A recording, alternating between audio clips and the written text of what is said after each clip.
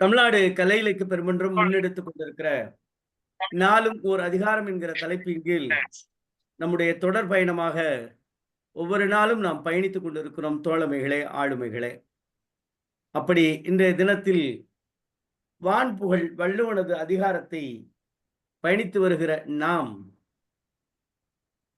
85ஆம் நாள் நிகழ்வில் 84வது அதிகாரமான பேதமை என்கிற அதிகாரத்தை நாம் இப்பொழுது முற்றோதல் வாயிலாகவும் உரைப்பொழிவின் வாயிலாகவும் கேட்க இருக்கிறோம். தோழமைகளே, ஆளுமைகளே, இன்றைய தினம் சென்னையிலே திருவஞ்சேரியில் இருக்கக்கூடிய பாரத் உயர்கல்வி மற்றும் ஆராய்ச்சி நிறுவனத்தினுடைய கலை மற்றும் அறிவியல் புலத்தினுடைய தமிழ்துறை பேராசிரியர் முனைவர் சா பாலகிருஷ்ணன் ஐயா நம்மோடு இணைந்து இருக்கிறார்கள் உரைப்பொழிவு செய்வதற்காக. ஐயா அவர்கள் இப்பொழுது கூட இன்றைய தினம்தான் மாற்று ஏற்பாடாக செய்த பிறகு உடனே ஏற்றுக்கொண்டார்கள். அதே போல முற்றோதல் மாணவியும் அப்படித்தான். நாம் அழைப்பதில் குறிப்பிட்டிருக்கிற மாணவர் அவருடைய சூழல் காரணமாக இணைய முடியவில்லை. ஆனால் நம்முடைய பேராசிரியர் புனிதவதி அம்மா அவர்கள், பாண்டிச்சேரியை சார்ந்த புனிதவதி அம்மா அவர்கள் உடனே ஏற்பாடு செய்தார்கள். அவர்கள்தான் நம்முடைய மாணவி தி கமலி அவர்கள். திருமால் முருகன், சண்முக பிரியா இணையருடைய அருமை மகள் கமலி அவர்கள் இன்றைக்கு நம்மோடு இணைந்திருக்கிறார்கள். அவர்கள் புதுச்சேரியில் இருக்கக்கூடிய மதகுபட்டியில் இருக்கக்கூடிய ஸ்ரீ மணக்குள விநாயகர் பொறியியல் கல்லூரியுடைய வணிக மேலாண்மை துறையில் 2ஆம் ஆண்டு பயிலக்கூடிய அருமை மாணவி. படிப்பிலும் தன்னுடைய இலக்கியத்திலும் கெட்டியாய் ஆர்வமாய் முதன்மையாய் இருக்கக்கூடிய தி கமலி, திருமால் முருகன் கமலி அவர்கள் இன்றைக்கு நம்மோடு முற்றோதல் வாயிலாக இணைகிறார்கள். அதே போல ஐயா பாலமுருகன் ஐயா பற்றி, முனைவர் சாவண்ணா பாலமுருகன் ஐயா பற்றி சொல்ல வேண்டும் என்றால், நூல்கள் வரிசையில் பச்சை சருகுகள் என்கிற கவிதை நூலை 2011 தீர தீர காதல் 2024 வந்த கவிதை நூல் தீர தீர காதல். நன்றாக இருக்கு தலைப்பு.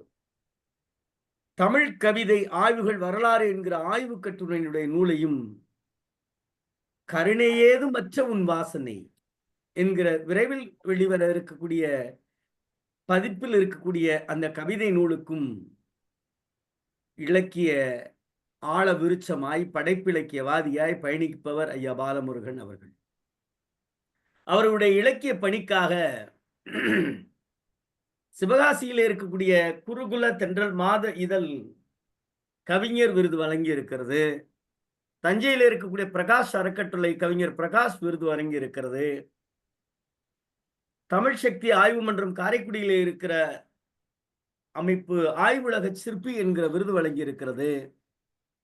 அவை மட்டுமா என்று யோசித்து பார்த்தால், கவிச்செல்வம் என்கிற விருது, கவிஞர் சிற்பி விருது, ஆய்வு செம்மல் விருது, தமிழ்கவி அமுத விருது, நூல் சிறப்பாசிரியர் விருது, கலைஞர் பேனா விருது, நல்லாசிரியர் மாமணி விருது, பன்னாட்டு அளவிலான வாகை விருது என விருதினுடைய பட்டியல் தொடர் நீள் பட்டியலாய் இருக்கிறது. ஐயா அவர்கள் நல்ல இலக்கிய ஆளுமை ஆவார்கள். குறிப்பாக தொடர்ந்து இலக்கிய ஆய்வுதல்களில் அவர் கட்டுரையால், இலக்கிய பிணைப்பால் ஒவ்வொரு நாளும் ஆய்வு பணியில் சிறந்து விளங்குகிறார்கள். குறிப்பாக கருத்தரங்கங்கள், பயிலரங்கங்களில் கட்டுரையாளராக, பயிற்றுனராக, தலைமையாளராக, தலைமை ஏற்பு கட்டுரையாளராக தொடர் பணியால் சிறப்பு சேர்க்கக்கூடிய நம்முடைய பேராசிரியர் அவர்கள் இன்றைக்கு உரைப்பொழிவால் நம்மோடு பயணிக்க இருக்கிறார். தற்பொழுது இந்த அதிகாரத்தை முற்றோதல் செய்ய வருமாறு கமலி திருமால் முருகனுடைய அருமை மகள் அவர்கள் முற்றோதல் செய்ய வருமாறு தோழமையோடு அழைக்கின்றோம். தோழமையே வருக, முற்றோதல் தருக. பாப்பா வெளியில போயிட்டீங்கன்னு நினைக்கிறேன்.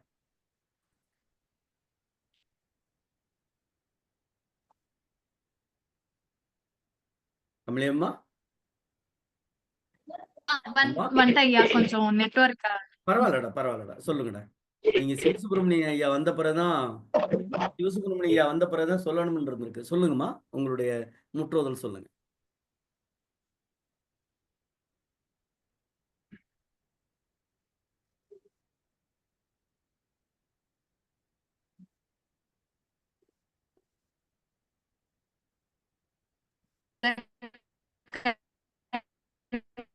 அம்மா கேட்கலடா.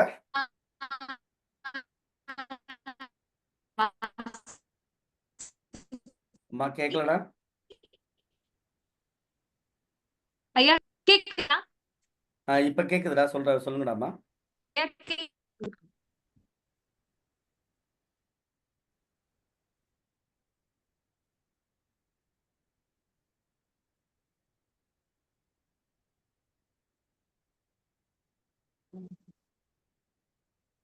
அம்மா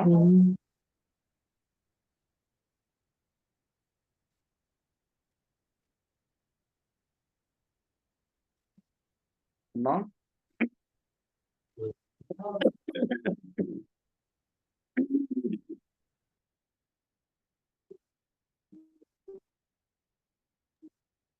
அம்மா கமலியம்மா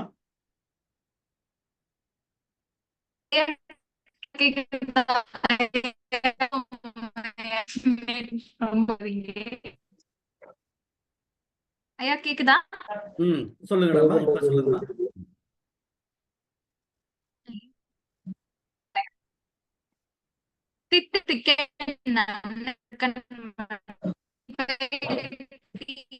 அம்மா கேட்கலடா. எக்கோ அடிக்குதுடா.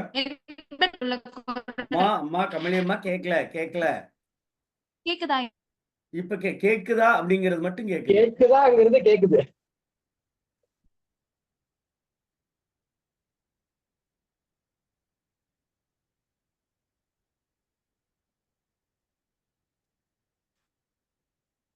வள்ளி கொஞ்சம் ரெடியா இருந்துக்கிடாமா.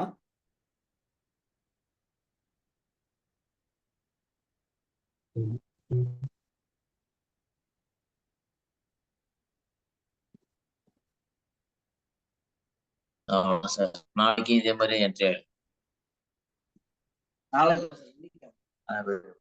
இந்த பக்கம் வேணாம் சார்.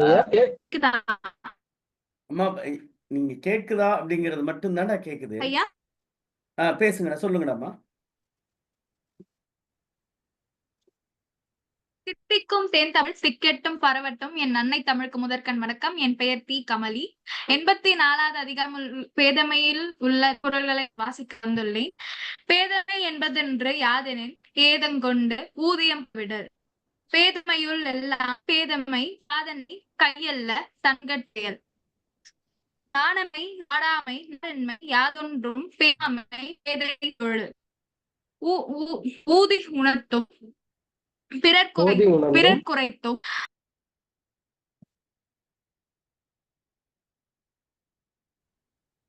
ஓதி உணர்ந்தும் பிறர் குறைத்தும்.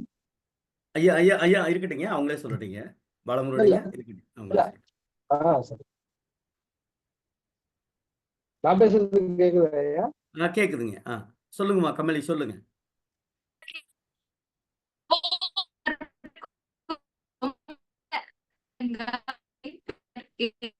செயலாற்றும் பேதை ஏழ்மையும் குழந்துள்ளரு.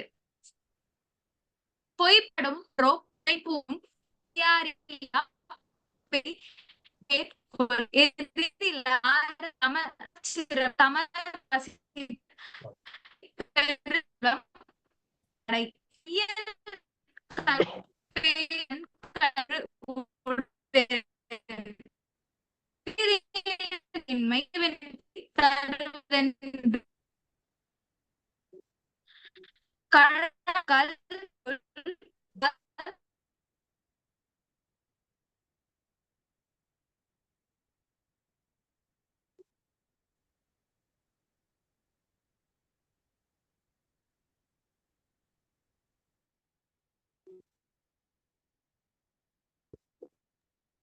கமலி முடிச்சிட்டீங்களா?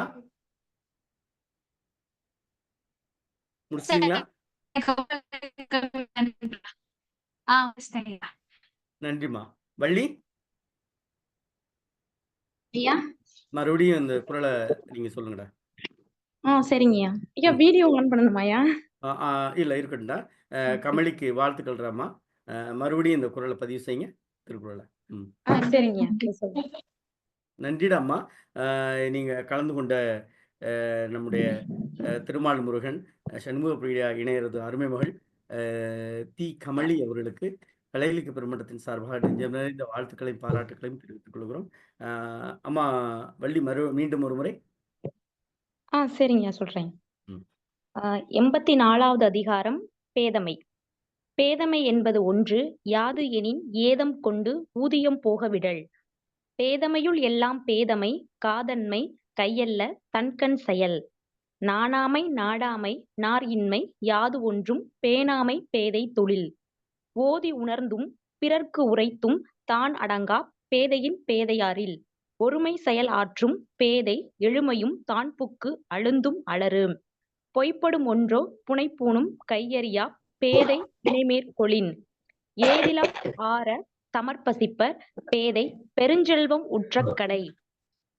மையல் ஒருவன் கழித்தற்றால் பேதைத்தன் கைக்கொண்டு உடைமை பெறின். பெரிது இனிது பேதையார் கேண்மை பிரிவின்கண் பீழை தருவது ஒன்றில். கலாக்கால் பள்ளியுள் வைத்தற்றால் சான்றோர் குழாத்து பேதை புகழ். நன்றி ஐயா. நன்றிடாம்மா வள்ளி. இதற்கு உரைப்பொழிவு தருமாறு சென்னை திருவாஞ்சேரியில் இருக்கக்கூடிய கலை மற்றும் அறிவியல் புலத்தினுடைய பாரத் உயர்கல்வி மற்றும் ஆராய்ச்சி நிறுவனத்தினுடைய தமிழ்துறை பேராசிரியர் ஐயா முனைவர் சாவண்ணா பாலமுருகன் அவர்களை உரைப்பொழிவு தருமாறு தொடமையோடு அழைக்கின்றோம்.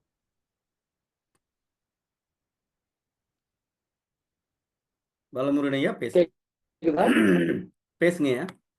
கேக்குதுங்களா? கேக்குது, பேசுங்க.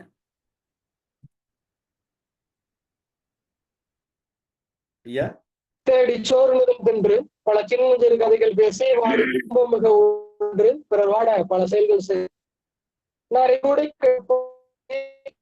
கீரைகளை பின் மாயும்.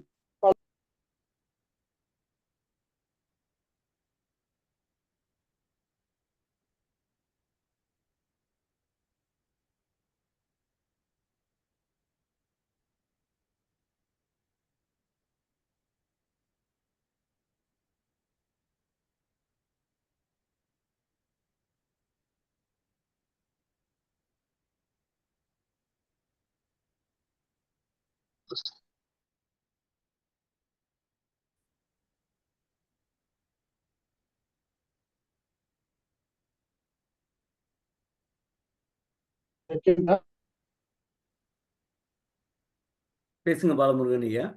இப்ப மோகம்லாம் தெரியுது, பேசுங்க.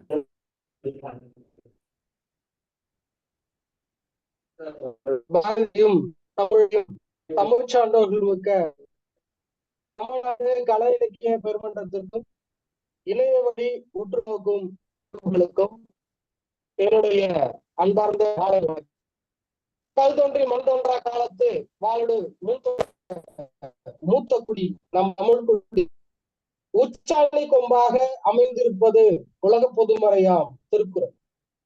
தமிழர்களுடைய பண்பாட்டு அடையாளமாகவும் சான்று ஆதாரமாகவும் விளங்கி காலத்தால் அழியாத மறையாத தமிழ்களில் முதன்மையானதாக திருக்குறள் இருந்து வருகிறது.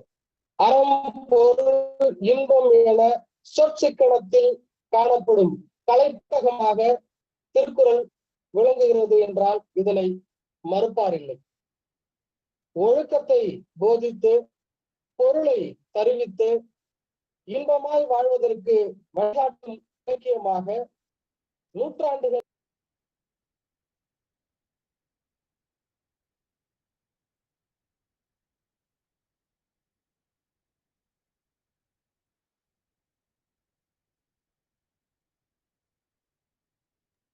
பாலமுருகன் ஐயா கேட்கல. பேதமை பற்றிய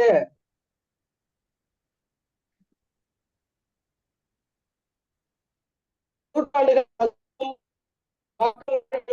எடுத்துக்காட்டும் இலக்கியமாக திருக்குறள் பேதமை பற்றிய சில அறிமுக குறிப்புகளை பகிர்ந்து கொள்வதற்காக இப்போது நாம் இணைந்திருக்கிறோம். பேதமை. பேதமை என்பது யாதெனில் நல்லவை இல்லாதன அறியாமல் போதல். நல்லவை இன்னதென போதல் அப்படிங்கிறதுதான் பேதமை என்பது. அறியாத வயசு, புரியாத மனசு பற்றி அப்போதே திருக்குறள் பேசி இருக்கிறார். எதுவுமே அறியாத தன்மை என்பதுதான்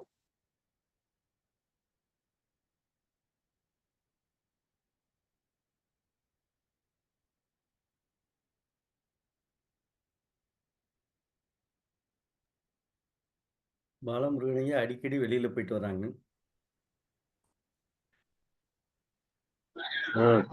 இணையம் சரியில்லை போல. அதான் நான் சொல்லிட்டேன், முதல்ல ஐயாட்ட சொல்லிட்டேன் இருப்பதே பாலமுருகன். கிடையாது. சொல்லுங்க. ஏன்னா நீங்க வெளியில கட்டாயிட்டு ஜாயின் உங்க இணைப்பு ஜாயின் ஆகுது.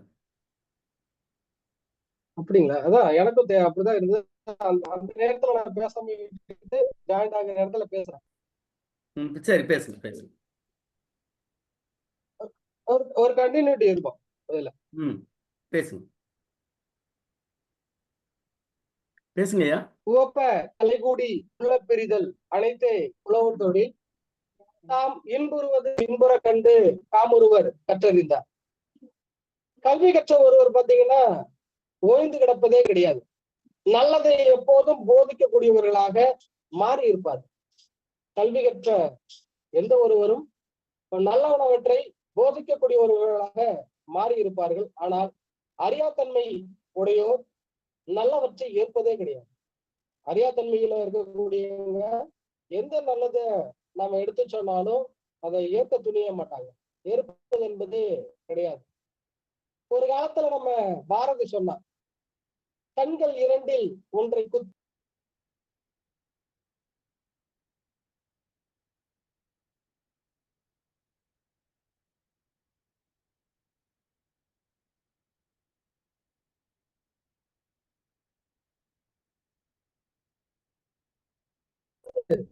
பெண்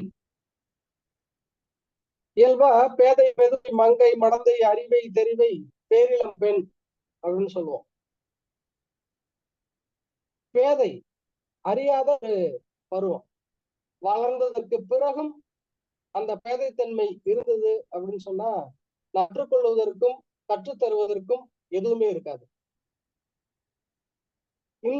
இன்றைய சூழல்ல பெண்களுடைய கல்விய வளர்ச்சி, அவர்களுடைய ஆளுமை நிறைய ஒருவேளை பாரதிய காலகட்டத்தில் இருந்தது போல இன்றைக்கு இருந்திருந்தது அப்படின்னு சொன்னா பெண்களுடைய நிலைப்பாடு என்னவா இருந்திருக்கும் அப்படின்னு அந்த அளவிற்கு கல்வி அறியாத்தன்மை இது எல்லாமே மக்களிடத்தில் தொடர்ந்து இருந்து வந்திருக்கு. அப்படிதான் பாரதியா பெண்களுடைய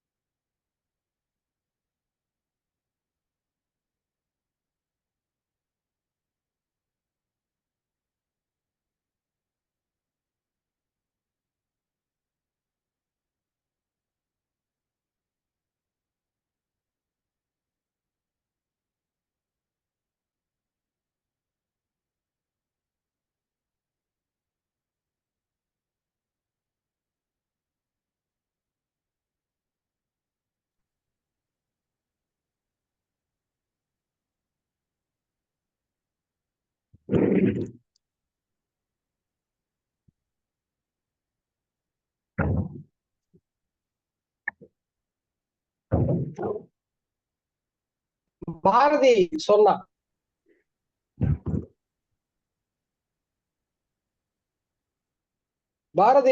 அவன் சொன்னான், கேட்டான், அறியாமையில் சுழலுகிற உலகம் இது. பெண் கல்வியை தடுத்து நிறுத்தி அவர்களுடைய எதிர்காலங்களை எப்போதுமே கேள்விக்குள்ளாக்குகிற ஒரு நிலைப்பாட்டை தான் இந்த சமூகம் தொடர்ந்து எடுத்துக்கிட்டே இருந்தது. நம்முடைய முதல் குரல் அதைத்தான் சொல்லுது. புரியக்கூடிய பெரும்பான்மையான குற்றங்கள்ல முதலில் இருப்பது என்ன அப்படின்னு பார்த்தோம்னா அறியாத்தன்மை தான். நாம எதையுமே தொடர்ந்து கற்று தேர்ந்து அதை மக்களிடத்துல எடுத்து சொல்லி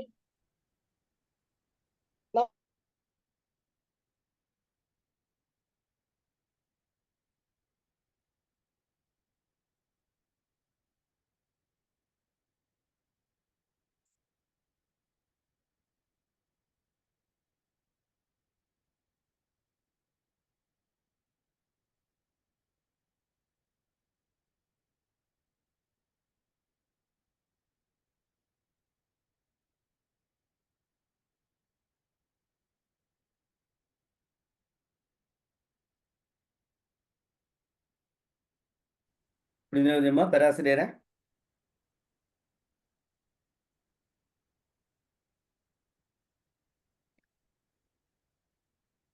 அம்மா ஐயா கேக்குதா? வளமுறைங்க, கொஞ்சம் கண்டினியூவா பேசுங்க. அடிக்கடி வெளியில போயிட்டு வருது, சிரமமா இருக்கு. அது இங்க நெட் ஏதாவது பிரச்சனை இருக்குங்க. நான் இதுக்கு வெளியில வந்துட்டேன், வீடியோ ஆஃப் பண்ணிட்டேன். இப்ப கேட்கும் வீடியோ ஆஃப் நினைக்கிறேன். பண்ணிட்டு கூட பேசுங்க, ஒன்றும் பிரச்சனை இல்லை. வீடியோ ஆஃப் பண்ணிட்டு கூட ஆமா பேசுங்க. ஆமா நான் வெளியில வந்துட்டேன், விட்டு வெளியில நன்றிங்க, வந்துட்டேன். தொடருங்க தொடருங்க. இது வரைக்கும் பேசுனது சேர்ந்ததா இல்லையா? இல்லையா, கேட்கவே இல்லையா? நீங்க தொடக்கத்துல இருந்து வேணாலும் தொடங்க, ஒன்றும் பிரச்சனை. ஆனா அந்த குறிப்பிட்ட நேரத்துக்குள்ள விரைவா முடிக்க பாருங்க. நன்றி. முடிச்சிடலாம். அதுக்கான விளக்கம் தானே. ம். தேடி சோறுநிதம் தின்று பல சின்னஞ்சிறு கதைகள் பேசி வாடி துன்பமிக ஒன்று பிறர் வாட பல செயல்கள் செய்து நரை குடிக்கிழ பருவம் செய்தி கொடும் கூச்சுக்கீரை என பின் மாயும் பல வேடிக்கை மனிதரை போல் நான் வீழ்வேன் என நினைத்தாயோ. பாரதியையும் தமிழையும் தமிழ் சான்றோர் மிக்க தமிழ்நாடு கலை இலக்கிய பெருமன்றத்திற்கும் இணைய வழி உற்று நோக்கும் தமிழ் உறவுகளுக்கும் என்னுடைய அன்பார்ந்த மாலை வணக்கம். கல் தோன்றி மண் தோன்றா காலத்தே வாளோடு முன் தோன்றிய மூத்த குடி நமது தமிழ் குடியில் உச்சாணி கொம்பாக அமைந்திருப்பது உலக பொதுமறை திருக்குறள். தமிழர்களுடைய பண்பாட்டு அடையாளமாகவும் சான்றாதாரமாகவும் விளங்கி காலத்தால் அழியாத கடல்களில் மறையாத தமிழ் பெருமைகளில் முதன்மையானதாக திருக்குறள் இருந்து வருகிறது. அறம், பொருள், இன்பம் என சொற்சிக்கனத்தில் காணப்படும் கலைப்பெட்டகம் திருக்குறள் என்றால் இதனை மறுப்பாரில்லை. ஒழுக்கத்தை போதித்து பொருளை தருவித்து இன்பமாய் வாழ்வதற்கு வழிகாட்டும் இலக்கியமாக நூற்றாண்டுகள் பல கடந்தும் மக்கள் வாழ்வியலை எடுத்துக்காட்டும் இலக்கியமாக அமையும் திருக்குறளில் பேதமை பற்றிய சில அறிமுக குறிப்புகளை இப்போது நாம் பகிர்ந்து கொள்கிறோம். பேதமை என்பது நல்லவை இன்னதென அறியாமல் போதும். எது நல்லது அப்படின்னு உங்களுக்கு தெரியல அப்படின்னு சொன்னா நீங்க முழுக்க முழுக்க பேதமை தன்மையில தான் இருக்கிறீங்க அப்படின்னு பொருள். அறியாத புரியாத நிலை பற்றி அப்போதே திருக்குறள் பேசி இருக்கிறது. எதுவுமே அறியாத தன்மை, எது தேவை, எது தேவையில்லை, எது வேண்டும், எது வேண்டாம், எது பொருந்தும், எது பொருந்தாது, எது காலத்திற்கு ஏற்றது, எது ஏற்றதல்ல, இப்படியாக நாம் எவ்வளவோ நிகழ்வுகளை அறியாமலே போகிறோம். இதுவே நம்முடைய பேதமை.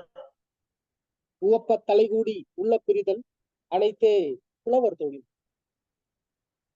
நம்முடைய புலவர்கள் எல்லாம் ஒன்று கூடினார்கள் என்றால் ஒருவருக்கு ஒரு செய்தி என்றாலும் கூட ஒரு 10 நபர்கள் கூடி வந்தால் செல்லும் போது பிரியும் போது அவர்கள் 10 செய்திகளை உள்வாங்கிக் கொண்டு போவார்கள்.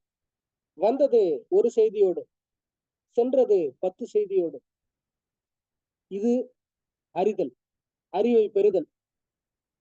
அறியாத்தன்மை என்பது ஒரு செய்தியோடு வந்து அந்த ஒரு செய்தியையும் மறந்து போதல் என்பதுதான். தாம் இன்புறுவது உலகு இன்புறக் கண்டு தாமொருவர் கற்றறிந்தார். யான் பெற்ற இன்பம் பெருகை வையகம் என்பதுதான் அறிவு. அறிவை கடத்துதல் என்பதுதான் முறை. நம்முடைய முன்னோர்கள் அதைத்தான் செய்தார்கள். ஆனாலும் கூட இன்றளவும் பல பேர் அறியாத்தன்மையுடன் பேதமை முகத்துடன் அலைந்து திரிகிறார்கள் என்பதுதான் வருத்தம். கல்வி கற்ற ஒருவர் ஓய்ந்து கிடப்பதே கிடையாது. நல்லதை எப்போதும் போதிக்கக்கூடியவர்களாக மாறிவிடுவர். ஆனால் அறியாத்தன்மை உடையோர் நல்லவற்றை ஏற்பதே கிடையாது. ஒரு காலத்துல நம்ம பாரதி சொன்னா, கண்கள் இரண்டில் ஒன்றை குத்தி காட்சி கெடுத்திடலாமோ, பெண்கள் அறிவை வளர்த்தால் வையம் பேதமை அச்சிடும் காணி. பெண்களுடைய அறிவை வளர்த்தால் இந்த உலகமே அறியாத்தன்மையில் இருந்து விடுபடும் என்றான். அவன் சொன்னான். எத்தனை பேர் அதை கேட்டாங்க? இப்போதும் அறியாமையிலேயே தூண்டு கொண்டிருக்கிறது இந்த உலகம். பெண் கல்வியை தடுத்து நிறுத்தி எதிர்காலங்களை சூன்யமாக ஆக்கிவிட்டார்கள். நம்முடைய முதல் குரல் இதை பெரும்பான்மையாக போதித்திருக்கிறது. நாம் செய்யக்கூடிய குற்றங்களிலே ஆகச்சிறந்த மிக உயர்ந்த ஒரு குற்றம். குற்றத்தில் என்ன ஆகச்சிறந்த? அப்படித்தான் அறியாத்தன்மை. குற்றங்களிலேயே முதன்மை வருவது என்ன அப்படின்னு பார்த்தோம்னா, அது நாம் இதுவரை எதுவுமே அறியவில்லை என்கிற அறியாத்தன்மை தான். அதுவும் 2வது குறள்ல பாத்தீங்கன்னா, அறியாத தன்மையிலேயே முதன்மையானது. நம்முடைய குற்றங்களில் முதன்மையானது அறியாத்தன்மைன்னா, அறியாத்தன்மையில் எது முதன்மையானது அப்படின்னு பார்த்தா, நமக்கு பொருந்தாத செயலை நாம எப்ப செய்யறோமோ அதுவே பெரிய அறியாத்தன்மை. நமக்கு எது வரும், நம்மால் எதை செய்ய முடியும், முயன்றால் முடியாதது எதுவும் இல்லை. அதற்காக எல்லாவற்றிலேயும் கால் வைக்க கூடாது. நம்மால் முடியும் என்கிற வேகம் இருக்கலாம். ஆனா அதை கொஞ்சம் சிந்தித்து பார்த்து இது மட்டுமே நம்மால் இயலும் என்கிற ஒரு நிலைப்பாட்டை நாம் எப்போது எடுக்கிறோமோ அந்த வகையில தான் நமக்கு பொருந்திய செயல்தான் கடைசி வரைக்கும் வந்து கைகூடும். மற்றவர்கள் செய்கிறார்கள் என்பதற்காக நாமும் செய்து பார்ப்போம் என்று நமக்கு தெரியாத ஒவ்வாத நமக்கு வரவே வராத ஒரு செயலை நாம் எப்போது செய்ய தொடங்குகிறோமோ அப்போது நம்முடைய அறியாத்தன்மை என்பது கொஞ்சம் துளிர்விட தொடங்கி இருக்கிறது என்றுதான் பொருள். அறியாதவனுடைய தொழில் என்னவாக இருக்கும்? கொஞ்சம் கூட வெக்கப்படவே மாட்டான். எதையுமே ஆராய்ந்து பார்க்க மாட்டான். அன்பு செலுத்த மாட்டான். எதையுமே பாராட்ட மாட்டான். இது அறியாதவனுடைய தொழில். ஏன் அவன் வெட்கப்படுறது கிடையாது? ஏன்னா எந்த இடத்துல வெட்கப்பட வேண்டும் என்கிற அறிவு அவனிடத்துல இல்லை. ஏன் எதையுமே ஆராய்ந்து பார்க்கறது கிடையாது? அது முதல்ல ஒரு பெரிய ஒரு சோர்வை தரும். எல்லாத்தையும் ஆராய்ந்து அணுகி அதை எல்லோருக்கும் புரியுது போல பறைசாற்றுவது அப்படிங்கிறது ரொம்ப கடினமான சிரமமான ஒரு பணி. ஆமாம் போ அப்படின்னு சொல்லிட்டு போறதுதான் அவனுக்கு பிடித்தமானதா இருக்கு. அப்புறம் அன்பு செலுத்துறது, இதெல்லாம் அறியாதவனுடைய தொழில். அன்பு செலுத்துறத இவன் செய்வானா அப்படின்னு பார்த்தோம்னா நிச்சயம் செய்ய மாட்டான். ஏன்னா மற்ற உயிர்களிடத்துல அன்பு செலுத்துறது அப்படிங்கிறதுதான் வளர்ச்சி, மனித வளர்ச்சி. நாம் ஒரு மனிதனாக இருந்தோம் அப்படின்னு சொன்னா மற்ற உயிர்களிடத்துல எளிமையா அன்பு செலுத்துறது அப்படிங்கிறதுதான் மனிதத்தன்மைய நாம இன்ன வரைக்கும் காப்பாத்திட்டு இருக்கோம் அப்படின்னு பொருள். அந்த வகையில பார்த்தா இந்த அறியாத்தன்மையுடைய பேதமைத்தன்மையுடைய நபர்கள் என்றைக்குமே அன்பை போதிக்க மாட்டார்கள். எதையுமே போற்றாத ஒரு நிலை அவனிடத்துலதான் இருக்கும். ஏன்னா முதல்ல தெரிஞ்சாதானே நாம அதை போட்டுறதா இல்ல தூற்றுறதா அப்படின்னு சொல்லி தெரியும். அவனுக்கு போற்றவும் தெரியாது, இதுதான் தவறு அப்படின்னு சொல்லி தூற்றவும் தெரியாது.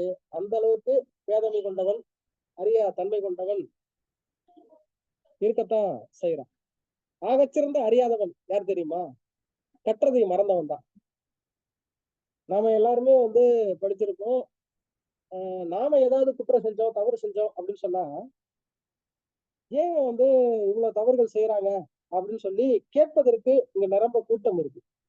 படிச்சவன் தானே நீ, உனக்கு கொஞ்சமாவது புத்தி இல்லையா, அறிவு இல்லையா அப்படின்னு கேட்கக்கூடிய ஒரு கூட்டம் தொடர்ந்து வந்துகிட்டே தான் இருக்கும்.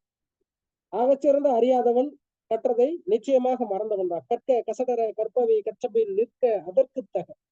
கற்றவனுக்கு அதற்கு ஏற்றார் போல நடந்து கொள்வதுதான் அறிவுத்தன்மை.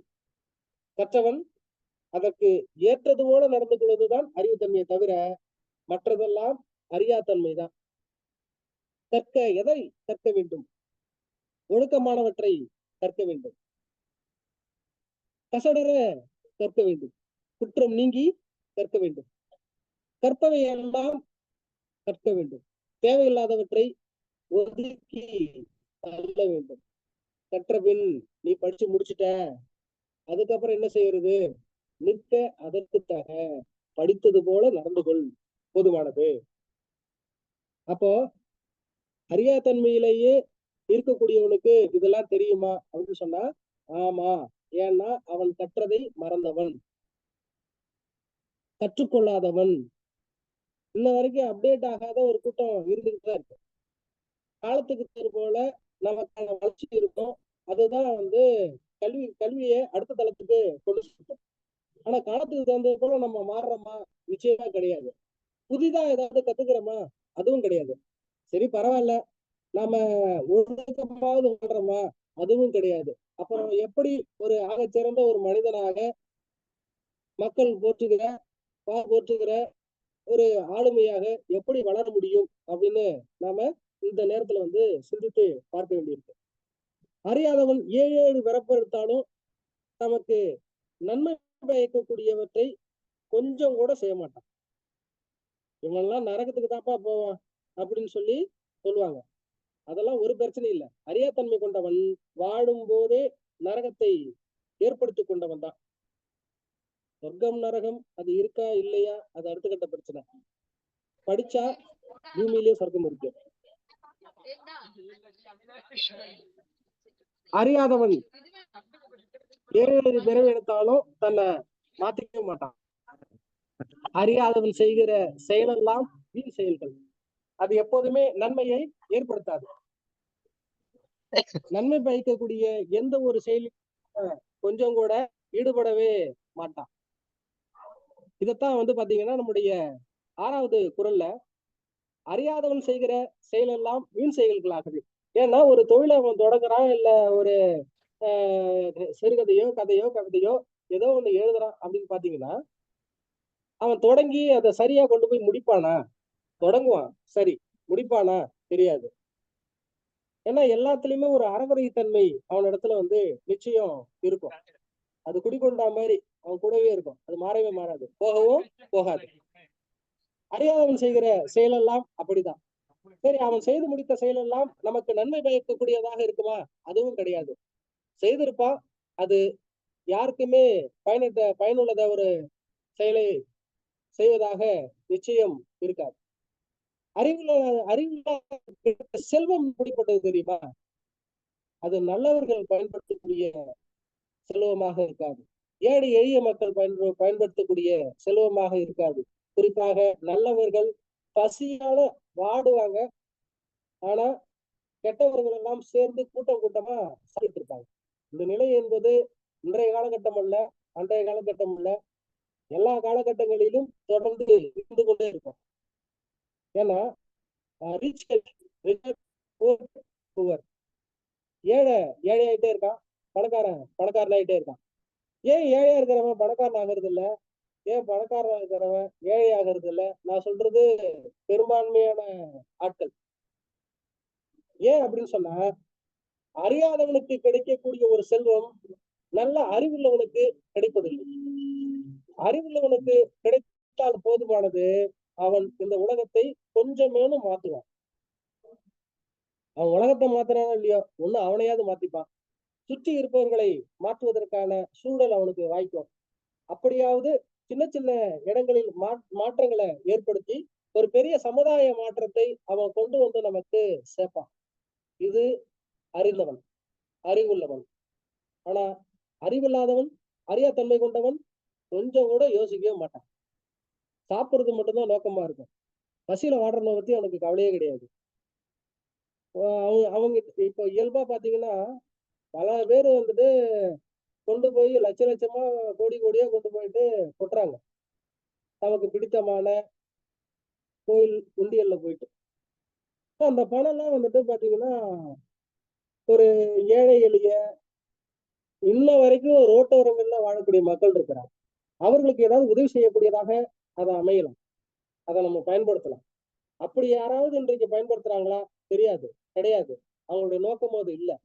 ஏன் அப்படின்னா அவங்க வந்து பொருள் நல்ல வழியில சேர்த்திருந்தாங்க அப்படின்னு சொன்னா அதை நல்லவர்களுக்கு பயன்படுத்துவதற்கான சூழல் அவங்களுக்கு வாய்ப்பு இருக்கும். அவங்க சேர்த்த பொருள் எல்லாம் தீய வழியில கிடைத்த பொருட்களை தீயவர்களுக்கே பயன்படுத்தக்கூடியவர்களாகத்தான் இந்த அறிவில்லாதவர்கள், ஆளுமை இல்லாதவர்கள், அறியா தன்மை கொண்டவர்கள் இருக்கிறார்கள் என்பதுதான் 7வது குறள் நமக்கு சொல்வது. குரங்கு கைகளில் புழுமாலை போல அறிவில்லாதவுடன் கிடைத்த பொருள் சிக்கிக் கொண்டிருக்கிறது. ஏன்னா பெரும்பான்மையான பொருளியல், காசு பணம் எல்லாம் யாருக்கிட்ட போய் சேருதுன்னா அறிவில்லாதவன்கிட்ட, பயன்படுத்த தெரியாதவன்கிட்ட தான் போய் சேருது. அதை அவன் மேலவும் சேர்க்கணும்னு பாக்குறத தவிர அடுத்த கட்ட வளர்ச்சிக்கு அவன் கொண்டு செலுத்துறான்னா கொண்டு செலுத்துறதே கிடையாது. இயல்பா ஒருத்தவங்கிட்ட ஒரு 1000 கோடி இருக்கு, அந்த 1000 கோடிய கொடுத்தா நல்ல ஒரு சுகாதாரம், மக்களுடைய பிரச்சனைகள் தீர்க்கக்கூடிய எல்லா விதமான ஒரு பணம் அவங்க கிட்ட இருக்கு அப்படின்னு சொன்னா சரியா அதுக்காக பயன்படுத்துறானா அப்படின்னு சொன்னா கிடையாது. அவனுடைய ஆடம்பர வாழ்க்கைக்கு தான் அதை வந்து பயன்படுத்துறான். இயல்பா சைக்கிள்ல போயிட்டு இருந்தவன் பெரிய கார் வாங்கிட்டா நல்லது அப்படின்னு நினைக்கிறான். பெரிய கார்ல போயிட்டு இருக்கவன் பறந்து போனா நல்லா இருக்குமே நினைக்கிறான். இது அறியாத்தன்மை கொண்ட பண முதலாளிகள் செய்யக்கூடிய வேலை. இது ஒரு சமூக மாற்றத்தை விரும்புகிற, ஒரு அரசியல் மாற்றத்தை விரும்புகிற, மக்களுடைய நல்வாழ்க்கைக்கு உதவுகிற ஒரு நபராக இருந்தா அவர்கிட்ட ஒரு பொருள் கிடைச்சது அப்படின்னு சொன்னா அதை சரியான வழியில வந்து பயன்படுத்துவாங்க. இதைத்தான் நமக்கு இந்த 8வது குறள் நமக்கு சொல்லுது. அறிவிலாரை பிரிதல் அப்படிங்கிறது ரொம்ப மகிழ்ச்சி தரக்கூடிய ஒரு செய்தியா. இப்பதான் சொன்னோம், ஒரு நல்லவங்களை பார்க்க போறோம்னா அவங்க பேசுனாங்கன்னா இன்னும் கொஞ்ச நேரம் உட்காந்து கேட்க கூடாதா, இன்னும் கொஞ்ச நேரம் அவங்க பேசிட மாட்டாங்களா அப்படின்னு இருக்கும். ஆனா இது மாதிரி அறியாத்தன்மை கொண்ட ஒரு இடத்துல கொஞ்ச நேரம் கூட நிக்கணும்னு நமக்கு தோணாது. அப்பா எப்படா அவன் பேச்ச முடிப்பான், எப்படா நம்ம கிளம்பலாம் அப்படிங்கிற மாதிரி இருக்கும். ஏன்னா அவன் பேசுறதுக்கும் நம்ம கேட்கறதுக்கும் சம்மந்தமே இருக்காது. நாம ஒண்ணு கேட்க, அவன் ஒரு பதில் சொல்ல, இப்படித்தான் வந்து மனிதர்கள் பல பேரு இப்படிதான் வந்து இருக்காங்க. நாம் பேசுகிற, சொல்லுகிற செய்தி மற்றவர்களுக்கு ஒரு நல்ல செய்தியை, நல்ல ஒரு நிகழ்வை ஏற்படுத்தி தரக்கூடிய ஒரு சொற்களாக இருக்கணும், தேர்ந்த சொற்களாக இருக்கணும். அதைத்தான் நம்ம மற்றவர்களிடத்துல பேசணும். நம்ம பேசுறதெல்லாம் வீணு, தேவையில்லாதது அப்படிங்கிறப்போ இவ்வளவு தூரம் மெனக்கட்டு அதை செய்யணும் அப்படிங்கிற அவசியமே கிடையாது. அப்போ இவங்க பேசினா நம்ம வந்துட்டு துன்பம் அடைவோம். பாட்டினிலே ஐயா ஒண்ணும் இல்ல, நீங்க பேசுங்க. இடையில அவங்க பேசுனாங்க, அவங்க ஆஃப் பண்ணிட்டேன். நீங்க பேசுங்க. நன்றி. அப்போ அறிவில்லாதவர்களுடைய பிரிதலை நாம் நிச்சயமா விரும்புவோம். எப்பா அவன் கிளம்புனா போதும்பா அப்படின்னு நிச்சயமா வந்து விரும்புவோம். அதைத்தான் நமக்கு இந்த 9வது குறள் நமக்கு சொல்லுது. சான்றோர் மிக்க அவையில் அறிவில்லாதவன் சேற்றுக்காலோடு நுழைந்தது போல என்று முடிகிறது நம்முடைய 10வது குறள். நல்லா போயிட்டு இருக்கான், எவனாவது கடைசியா வந்து சேருவான். இது வரைக்கும் சிறந்த ஒரு திட்டமிடுதல் நம்ம கிட்ட இருந்திருக்கும், அதைத்தான் செயல்படுத்தணும்னு நம்ம நினைச்சிட்டு இருப்போம். கடைசியா அந்த கட்டின வீட்டுக்கு நொட்டம் சொல்றதுன்னு ஒருத்தன் வருவான். அவன் என்ன பண்ணுவான்னா முழுசா எல்லாமே மாத்திக்கிட்டு போயிடுவான். அது வரைக்கும் நாம செய்திருந்த திட்டமிடுதலை சீர்குலைச்சிட்டு உடச்சு தூக்கி போட்டு புதுசா பண்ணணுவான். அவன் யாருறான்னா அவன் தான் அந்த அறியாத்தன்மையில இருக்கக்கூடியவன்.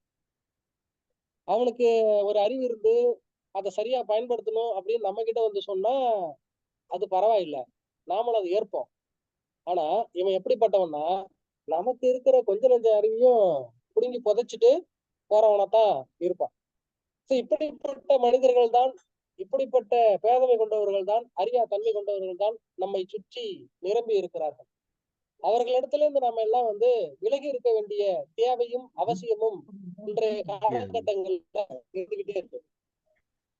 கல்லுடையார் என்பது கற்றோர் முகத்திலிருந்து புண்ணுடையார் கல்லாதவர். நமக்கு இருக்கக்கூடிய 2 கண்ணு கண்டிப்பா படிக்கிறதுக்கு தான் இருக்கு. அறிவை வளர்த்துக்கிறதுக்கு தான் இந்த கண்களை கூட பயன்படணும். ஆனா இன்றைக்கு நாம அப்படி பயன்படுத்துறோமா அப்படின்னு சொன்னா இல்ல. பெரும்பான்மையா அலைபேசி எடுத்தோம்னா தேவையில்லாததான் ஸ்க்ரோல் பண்ணி இருக்குமே தவிர எது தேவையானது அப்படின்றத நம்ம என்னைக்குமே உணர்ந்து பாக்குறது இல்ல. ஒரு காலத்துல படிச்சவன்லாம் வந்துட்டு மதிக்கக்கூடிய அளவுல இருந்தான். இன்றைக்கும் படிக்கிறாங்க, சான்றிதழ் வாங்குறாங்க. அந்த அறிவு அவர்களுக்கு இருக்கு அப்படின்னு நம்ம நம்பவே முடியாது. ஏன்னா அறியாத்தன்மையோட தான் பல பேர் இங்க இருக்காங்க. காலம் கருதி இருப்பர் கலங்காது ஞானம் கருதுபவர். இந்த உலகமே உனக்கு வெற்றி பெறுவதற்காக இருக்கிறது. உனக்கான நேரம் வரும் வரை காத்திருந்து அறிவோடு நாம் அதை பற்றி கொண்டால்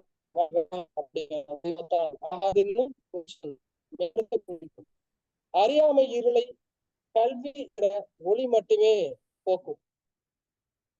அறியாமை என்கிற இருளை, அறியாத்தன்மையை, பேதமையை கல்வி என்கிற ஒளி மட்டுமே போக்கும். கல்வியை உணர்ந்து கற்பீர், காலத்தை சிறந்து மாற்றுவீர். அனைவருக்கும் நன்றி. நன்றி பேராசிரியர் அவர்களே. உண்மையில உங்களுக்கு இணைப்பு கிடைக்கலையே தவிர கிடைச்ச பிறகு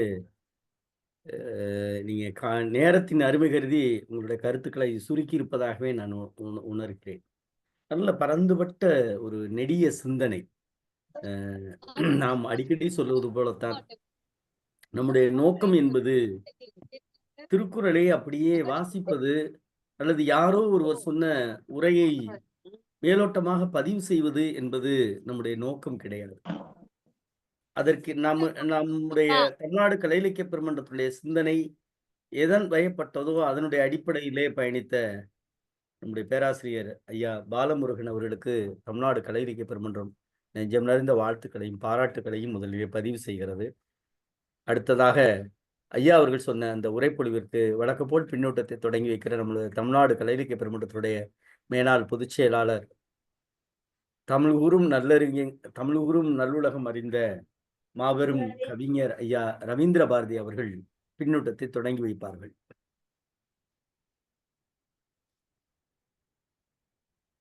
அன்பான தோழமை நெஞ்சங்களே, உங்கள் அனைவருக்கும் என்னுடைய அன்பு வணக்கம். முற்றோதல் செய்த மாணவி பாவம், அவங்களுக்கு இணையம் ஏகப்பட்ட தொல்லையை கொடுத்துருச்சு. கொடுத்தாலும் அயராது அழகாக 10 குறளையும் சிறப்பாக சொல்லி முடித்திருக்கிறார்கள். கமலி தாமரையாள், அந்த தாமரையாளுக்கு கமலிக்கு என்னுடைய அன்பான, கேக்குதா? நான் பேசுறது கேக்குதா? இல்ல, இப்ப கமலி பேசுறது நல்லா கேக்குது. இது முதல்ல பேசுனது கேட்கல, கமலி பேசுனது. இப்ப கமலி பேசுறது நல்லாவே கேக்குது. தாமரையாள் எப்பவுமே அப்படிதான். நன்றி நன்றி நன்றி. சொல்லுங்க.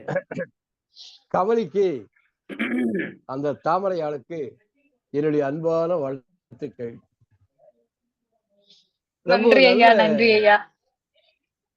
மகிழ்ச்சி மகிழ்ச்சி. பேதமை ஒரு நல்ல அதிகாரம். பேதமை என்றால் அறியாமை. அறியாமை உடையவன்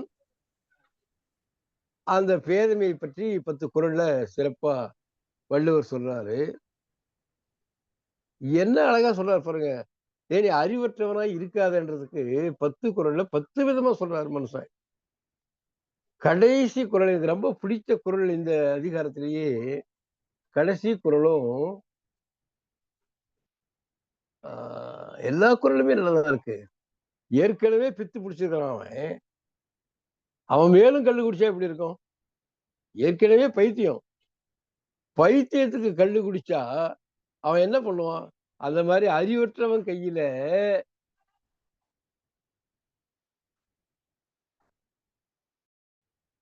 ஒரு பொருள் கிடைத்து விட்டால் அது என்ன ஆகும்? ஏற்கனவே பித்தம் முடிச்சவன், அந்த பித்தம் முடிச்சவன் கல்லையும் குடிச்சான்னா அவன் என்ன நிலைமைக்கு ஆளாவான்னு கற்பனை பண்ணி பாருங்க. அப்போ அவன் கையில ஒரு பொருள் கிடைத்து விட்டால் அந்த நிலையை இந்த ஊமைக்கு சொல்றார். ஏற்கனவே பித்தம் முடிச்சவன், பைத்தியம் முடிச்சவன், பைத்தியக்காரன், அவன் கள்ளையும் குடிச்சிட்டான்னா அந்த பைத்தியம் பைத்தியமாகி பார்க்கிறவனை எல்லாம் பைத்தியம் ஆயிடுவான், கேட்கிறவனை எல்லாம் பைத்தியம் ஆகிடுவான். அந்த மாதிரி ஒரு அறிவற்ற ஒரு ஆளிடம் ஒரு பொருள் கிடைத்து விட்டால் அது அவனுக்கும் பயன்படாது, சமுதாயத்துக்கும் பயன்படாது என்பதை வள்ளுவர் தெளிவாக சொல்கிறார். அப்போ இந்த சமூகம் அறிவுள்ள சமூகமாக மாற வேண்டும் என்பது வள்ளுவரின் நோக்கம். தமிழ் சமூகம் அறிவுள்ள சமூகமாக மாற வேண்டும். அதனால்தான் அறிவற்றவருடைய நிலைகளை எல்லாம் விளக்கி சொல்லி வந்து, மகனே நீ அறிவு பெறப்பா என்று கூறுகிறார். ரொம்ப வள்ளுவர் கொஞ்சம் ரொம்ப கிண்டல்காரரு. சில சமயத்தில் நகைச்சுவையா சொல்லுவாரு, கோபமா சொல்லுவாரு, சாமோடுவாரு, எல்லாம் செய்வாரு. ரொம்ப நகைச்சுவையா சொல்றாரு பாருங்க. அறிவற்றவங்க கிட்ட நட்பு வச்சுக்கிறது ரொம்ப நல்லதப்பா.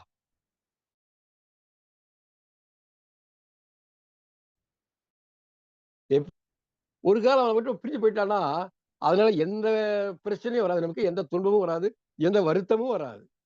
என்ன அழகா சொல்றாரு பாருங்க. நீ அறிவற்றவனோடு நட்பு வைத்துக் கொள்ளாதே என்று சொல்லுவதற்கு ஒரு நகைச்சுவையாக சொல்றார். பெரிது இனிது பேதையார் கேண்மை. பெரிது இனிது, ரொம்ப இனிமையானதப்பா, மிக மிக இனிமையானதப்பா.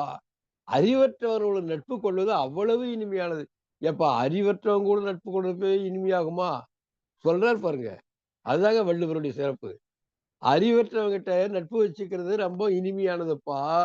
எப்படி என்றால், அவன் நம்மை விட்டு விலகி போகும்போது நமக்கு எந்தவித பாதிப்பு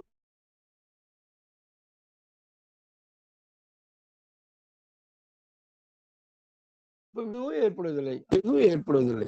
அப்போ அப்படின்னா என்ன அர்த்தம்? உடா பைத்தியக்காரா, அறிவற்றவன் நட்பு வச்சுக்காதேன்னு அர்த்தம். பெரிதினிது பேதையார் கேண்மை, பிரிவின்கள் பீழை தருவது ஒன்றியல். பீழைனா ஒரு துன்பம், ஒரு ஒரு வருத்தம், ஒரு கேடு, இதெல்லாம் நமக்கு எதுவும் கிடையாது.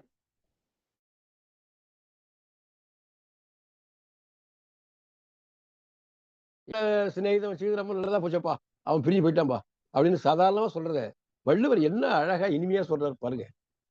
கழாக்கால் பேதையார் கேண்மை. பேதையார் கேண்மை, அறிவற்றவனுடைய கேண்மையானது எப்படி இருக்குன்னா, கண்டதையெல்லாம் காலில் மிதிச்சுட்டு வரான். அது சேரோ அல்லது சாணியோ அல்லது என்ன சனியனோ காலில் மிதிச்சுட்டு வரான்னு வச்சுக்கோங்க. அப்படியே நேரா போய் படுக்கையில கால் வச்சா, நான் கழுவாத, காலை கழுவாத, படுக்கையில கால் வச்சா எப்படி இருக்கும்? அது போன்றது சான்றோர் குழாத்து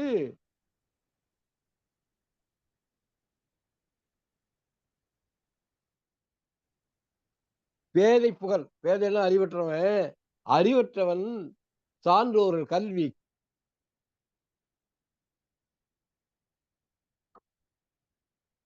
கேள். அந்த பெருமக்கள் இருக்கக்கூடிய அவையிலே இவன் போய் கால் வைக்கிறது, உள்ள போய் நுழையிறது எப்படி இருந்தான்னா, ஏற்கனவே காலில் கண்டதை மிதிச்சுட்டு இருக்கிறான், அது என்ன சனியனோ அந்த அசிங்கத்தை கழுவாம அப்படியே கொண்டு வந்து படுக்கையில கால் வச்சா எவ்வளவு அருவருப்பா இருக்குமோ, அது போன்றதப்பா அறிவுள்ளவர்கள், சான்றோர்கள், மேதைகள், பெரியோர்கள் கூடி இருக்கக்கூடிய அவையிலே இவன் வந்து நுழைவது. ரொம்ப ஆணித்தரமா அழுத்தமா வச்சு அழுத்திட்டாரு கடைசி குரல்ல. இப்படி ஒவ்வொரு குரலும் ரொம்ப சிறப்பான குரல்.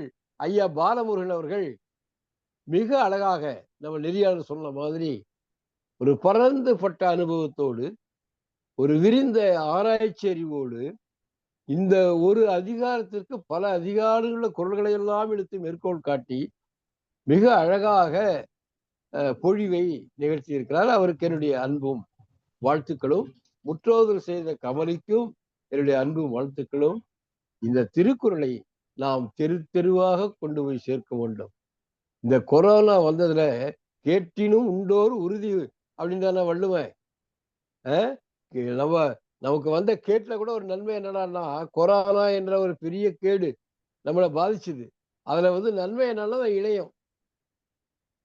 இந்த காணொளி கருத்தரங்கம், காணொளி நிகழ்ச்சிகள் நடத்துறத ஒரு அனுபவத்தை நமக்கு ஏற்படுத்தி கொடுத்துச்சு. ஒரு புதிய கண்டுபிடிப்பு. அந்த சூழ்நிலையில ஒருத்தர் நேரா சந்திக்க முடியாது. அப்ப எப்படி கருத்துக்களை பரிமாறிக்கொள்வது என்று கண்டுபிடிச்சா பாருங்க இந்த காணொளி நிகழ்ச்சியை. இந்த இணையதளத்தை நம்முடைய கலை இலக்கிய பெருமன்றம் சரியான நேரத்தில் சரியாக கைப்பற்றி கொண்டு இன்றைக்கு அழகிரி சாமியினுடைய கதைகளை, தமிழ்மொழியினுடைய கதைகளை, இதையெல்லாம் நம்ம கீராவனுடைய கதைகளை எல்லாம் கொண்டு போய் சேர்த்து விட்டு இன்றைக்கு திருக்குறளில் வந்திருக்கிறது அனைத்து சிலப்பதிகாரம். இப்படி படிப்படியாக நம்முடைய அறத்தின் சிந்தனை ஓட்டம் நம்ம எல்லாம் சேர்த்து இந்த தமிழ் பயணத்தில் இழுத்து கொண்டு போகிறது. அதற்கு காரணமான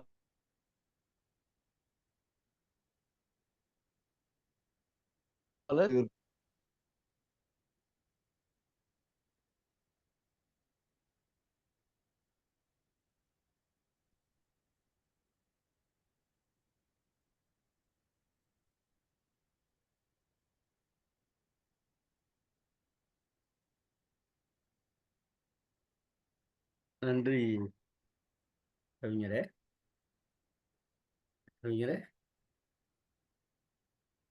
கவிஞருக்கு நன்றி. ஒருவேளை இணைப்பு கிடைக்காத, இப்படி கிடைச்ச இடையில பேசினா பார்த்துக்கலாம். அடுத்ததாக பின்னூட்டத்தால் பெருமை சேர்க்கிற தலைமை ஆசிரியர், நல்லாசிரியர் ஐயா சிவசுப்பிரமணிய தோழர். அன்பான தோழர்கள் அனைவருக்கும் வணக்கம்.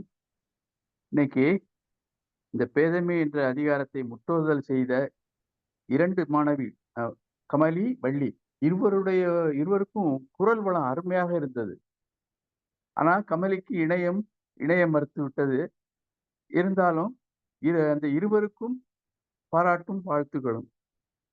உரைப்பொழிவாளர் முனைவர் பாலமுருகன் அவரு முன்னுரை சொன்னதே ரொம்ப முத்தாய்ப்பாக இருந்தது. அறிதல் என்பதற்கான விளக்கம் அவர் சொன்னது ரொம்ப அருமையா இருந்துச்சு. ரொம்ப அறிதல் என்பதற்கான விளக்கம் அருமையா இருந்துச்சு. பிறகு ஒவ்வொரு குறளுக்கும் அவர் மேற்கோள் காட்டியது மிக பொருத்தமாக இருந்தது. அவருக்கும் பாராட்டுகளும் வாழ்த்துக்களும். 1வது குறள் பேதமை என்பதொன்று அப்படிங்கிறது இருக்குல்ல, அதுல பாருங்க, ஊதியம் அப்படிங்கிறதுக்கு உரையாசிரியர் நன்மை என்று பொருள் கொள்கிறார். நம்ம ஊதியம்னா சம்பளம்னு நினைப்போம். ஆனால் உரையாளர் நன்மை என்று பொருள் கொண்டு விளக்குகிறார். அருமையாக இருந்தது. பேதையர் எப்படிப்பட்டவங்க தீமையை இறுக பிடித்துக் கொள்வார்கள். அந்த 1வது குறள்ல தான் தீமையை இறுக பிடித்துக் கொள்வார்கள். இதற்கு பட்டினத்தார் பாடல் ஒன்று நினைவுக்கு வருகிறது. நாப்பிளக்க என்று ஆரம்பிக்கும். அதுல கடைசியில பாருங்க, கவர் பிளந்த மரத்துளையில் கால் நுழைத்து கொண்டே ஆப்பதனை அசைத்து விட்ட குரங்கதனை போல் அகப்பட்டீரே கிடந்துழல அகப்பட்டீரே அப்படின்னு. அந்த மாதிரி பேதையர்கள் சங்கடப்படுவாங்க அப்படிங்கிறத அருமையாக திருவள்ளுவர் கூறியிருக்கிறார். அடுத்து 2வது குறள் பேதமையுள் எல்லாம் அப்படிங்கிற தொடங்கக்கூடிய குறள் மூலம் வேற உள்ள முடவன் கொம்புத்தேனுக்கு ஆசைப்பட்ட கதையாக அந்த குறளின் பொருள் தெரிகிறது.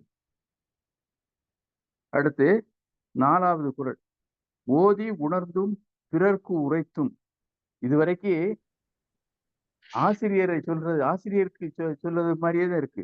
ஓதி உணர்ந்தும் பிறர்க்கு உரைத்தும் ஆசிரியர்களுடைய செயல். இத சொல்லி அதுக்கு அடுத்து சொல்லுதான் பேதையருக்கு சொல்லிதாப்புல. தான் அடங்கா, அவன் படிச்சிருந்தாலும் விரித்து உரைத்தாலும் ஆனா அடங்காம இருப்பாங்க பேதையர்கள். தன்னை கட்டுப்படுத்தாம இருப்பாங்க பேதையர்கள் அப்படின்னு சொல்றாரு திருவள்ளுவர். பொதுவாகவே மனிதன் என்பதற்கு மனத்தை தன்வயப்படுத்துபவனே மனிதன், மனத்தை தன்வயப்படுத்துபவனே மனிதன் அப்படின்னு சொல்லுவாங்க. ஆனா பேதையர்கள் அப்படி இருக்க மாட்டாங்க அப்படிங்கிறத இந்த குறள் மூலம் திருவள்ளுவர் விளக்குகிறார். அடுத்து 7வது குறள் ஏதிலார் ஆரத் தமர் பசிப்பர் பேதை செல்வம்னு வரும். அதாவது இந்த பேதையரிடம் உள்ள செல்வமானது அந்த பேதையர்கள் அனுபவிக்க மாட்டாங்க, பயன்படுத்த மாட்டாங்க, மற்றவர்கள் தான் பயன்படுத்துவாங்க. இது எனக்கு ஒன்றே ஒன்றை நினைவுபடுத்தியது. இப்ப இந்தியாவின் செல்வத்தை இங்க உள்ள பேதையர்கள், அதாவது ஏழைகள் பயன்படுத்துறாங்களா? இல்ல, ஆங்கிலேயர்கள் பயன்படுத்தினாங்க இந்தியாவின் செல்வத்தை. பிறகு இப்போது அரசியல்வாதிகள், கார்ப்பரேட்டுகள் பயன்படுத்துறாங்க. அவ்வளவுதான். ரத்தின சுருக்கமாக சொல்லலாம். இந்த குறள் மூலம் இதை சொல்ல தோன்றியது. இத்துடன் என்னுடைய பின்னூட்டத்தை நிறைவு செய்து கொள்கிறேன். வாய்ப்புக்கு நன்றி, வணக்கம். நன்றி உடமையே, மிக்க மகிழ்ச்சி. அடுத்து வேற யாரும் பின்னூட்டம் தரீங்களா? இல்லைன்னா ஐயா வணக்கம். சாத்தூர் சிங்கக்குட்டி, நீங்க உள்ள இருந்த பார்க்கல. சாத்தூர் சிங்கமே வணக்கம். நீங்க பின்னூட்டம் சொல்லலைன்னா எனக்கு நாகராஜன் ஐயா போன் அடிச்சு கேட்கிறாரு, நீங்க ஏன் சாத்தூர் சிங்கக்குட்டிக்கு வாய்ப்பு கொடுக்கல அப்படின்னு கேட்கிறாங்க. நன்றி, வாழ்க வளமுடன். குரல் கேக்குதா? உங்க குரல் நல்லாவே கேட்குது. கர்ச்சிக்கிறீங்க, குரல் இல்ல, கர்ச்சனை கேட்கிறது. சரி சரி சரி, நன்றி, வாழ்க வளமுடன். இன்று முற்றோதல் செய்த மாணவி எல்லாரும் சொல்லியது போல அந்த கமலிக்கு இணையம் இடர்பாடாகி போட்டது. ரொம்ப கஷ்டப்பட்டு தான் அது சொன்னாங்க. இருந்தாலும் அதை நிறைவு பண்றதுக்கு சொல்லுவாங்கல்ல, அதுக்கு பேர் என்னன்னா அந்தாட்சிரியான்னு சொல்லுவாங்கல்ல, அது முடிச்ச உடனே அப்படியே தொடர்றது மாதிரி வள்ளி அந்த முற்றோதலை சிறப்பா சொல்லி முடிச்சாங்க. அவர்களுக்கு வாழ்த்துக்களும் பாராட்டுகளும். அதேபோல் ஐயா பாலமுருகன் ஐயா அவர் முருகன் என்ற பெயருக்கு இணைந்தவாறு, நான் பிள்ளையார் இல்ல, பிள்ளையார் மாதிரி அம்மையப்பனை சுத்தி நான் சொல்றதுல எனக்கு ஒன்றும் பிடித்தம் இல்லை. அந்த உலகத்தை சுற்றி எல்லாத்தையும் தெரிந்து கொண்டு செய்தால்தான் அதனுடைய பலத்தை பெற்றதுக்கு ஒரு அர்த்தமே இருக்கின்றதா. இந்த குறள்ல அவர் தெளிவுரை கொடுத்த, உரைப்பொழிவு கொடுத்த தன்மையை பார்க்கும்போது நமது ஒருங்கிணைப்பாளர் சொல்லியது போல எல்லோருடைய உரைகளும் இருக்கத்தான் செய்யும். இருந்தால் கூட அந்த உரை நிகழ்த்துபவர்கள் தங்களுக்கே உரிய பாணியில் மற்ற கருத்துக்களை எடுத்து அதை இப்படி விளக்கும் போது மிகவும் சிறப்பாக இருக்கும். அதைத்தான் அவர்கள் சொன்னார்கள். நம்ம பாலமுருகன் ஐயா ரொம்ப சிறப்பா சொன்னாங்க. அவர்களுக்கு பாராட்டுகளும் வாழ்த்துக்களும், நன்றி, வணக்கமும், வாழ்க வளமுடன். இந்த பேதமை அப்படிங்கிற அதிகாரத்தை நம்ம பார்க்கும்போது வள்ளுவர் ஒரு குசும்புக்காரர் அப்படின்னே நம்ம சொல்லலாம். ஒரு சில இடத்துல பேதமையை விட்டுருங்கிறாரு, ஒரு சில இடத்துல பேதமை இருந்தா ரொம்ப இனிமையா இருக்கும்னு சொல்றாரு. இப்ப இந்த குறள்ல அந்த முதலாவது குறளை பாத்தீங்கன்னா உங்களுக்கு தெரியும். அதாவது என்னன்னா, பேதமை என்பதொன்று யாதெனின் ஏதங்கொண்டு ஊதியம் போக விடல். அதாவது இந்த இடத்துல ஊதியத்தை விட்டு, அதாவது செல்வத்தை விட்டு, சம்பளத்தை விட்டு, நன்மையை விட்டு, எல்லாத்தையும் விட்டுட்டு பேதைமையை பெறுவது, அந்த இப்படி விட்டுட்டு கேடை மட்டும் பெறுறது பேதைமையினுடைய அர்த்தம் அப்படின்னு சொல்லி இத முடிக்கிறாரு. இதே இது நட்பாராயில பாத்தீங்கன்னா, நட்பாராயில ஊதியம் என்பதற்கு பேதமையின் கேண்மை உரி விடல். அதுல என்ன அப்படின்னு சொன்னோம்னா, அந்த இடத்துல அந்த அவங்களுடைய நட்பு ஆராயும் போது அந்த பேதமை இருக்கக்கூடிய நட்பை நீ விலகி தள்ளிடு, பேதமையோடு கூடிய நட்பை தேவையே இல்லை, அப்படிப்பட்ட நட்பு நம்மளுக்கு தேவையில்லை அப்படின்னு சொல்லி அத மேற்கோள் காட்டி காட்டுறாப்புல. இன்னொரு இடத்த பாத்தீங்கன்னா 816 தீ நட்புல பேதை பெருங்கலி நட்பின் அறிவுடையார் ஏதின்மை கோடி உறும். அந்த பாடலை நம்ம அன்னைக்கும் கூட விவாதிச்சோம். அதை பாத்தீங்கன்னா, அறிவில்லாத நட்பை விட அறிவுடையார் பகைமை கோடி மடங்கு பெரும் நன்மை தரும் அப்படின்னு சொல்லிடுறாப்புல. இதேவ அந்த 839 இன்றைய குறள்ல பாத்தீங்கன்னா சொல்ற விதத்தை பாத்தீங்கன்னா ரொம்ப வித்தியாசமா இருக்கும். பெரிதினிது பேதையின் கேண்மை பிரிவின் கண் பீழை தருவதென்று இல். பேதையுடன் கொள்ளும் நட்பு மிகவும் இனிமையானது. அப்ப இத பாருங்களேன், அதுல விட சொல்றாப்புல, இதுல நல்லதுன்னு சொல்றாப்புல. அந்த ரெண்டையும் இப்ப வள்ளுவர் சொல்றதை பார்த்தோம்னா ஒரு இது நம்மளுக்கு அபிராமி பற்ற பக்தியில மூழ்கிட்டாருன்னு சொன்னா அவர் என்ன சொல்றாரோ அதுதான். என்ன அப்போ வந்து அவங்க சொல்லுவாங்க, அவர் வாயில இருந்து என்ன வரப்போகுதோ அவர் சொன்னது அப்படித்தான். இன்னைக்கு வந்து பௌர்ணமினா பௌர்ணமி தான், அமாவாசைனா அமாவாசை தான் அப்படின்னு சொல்ற மாதிரி வள்ளுவர் அந்தந்த இடத்துல என்ன அவருக்கு தோணுகின்றதோ அதை வந்து நிலைநிறுத்துவதற்காக, அதை ஆத்தன்டிகேட் பண்ணுவதற்காக சொல்லக்கூடிய பாடல்களாக அமைஞ்சிருக்கு. அந்த 839, 816 அப்ப நம்ம 2 விதமாவும் இருக்கும். ஒண்ணுல பேதையமாய் விட்டுருங்க. என்ன அது வந்து கோடி பெறும் அப்படின்னு சொல்லிட்டு போயிறாரு.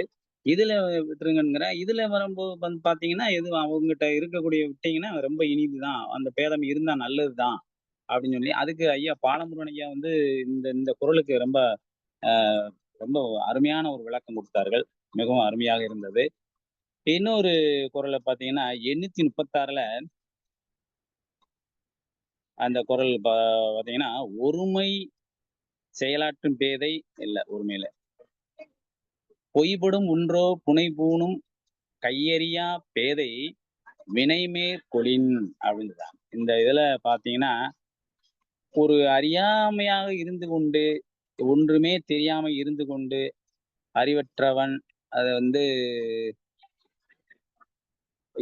பேதையோட இருக்கக்கூடிய ஒரு அத வந்து ஒரு தொழில் செய்யும்போது, அந்த தொழில்ல வந்து ஒரு சிறப்பு இருக்காது.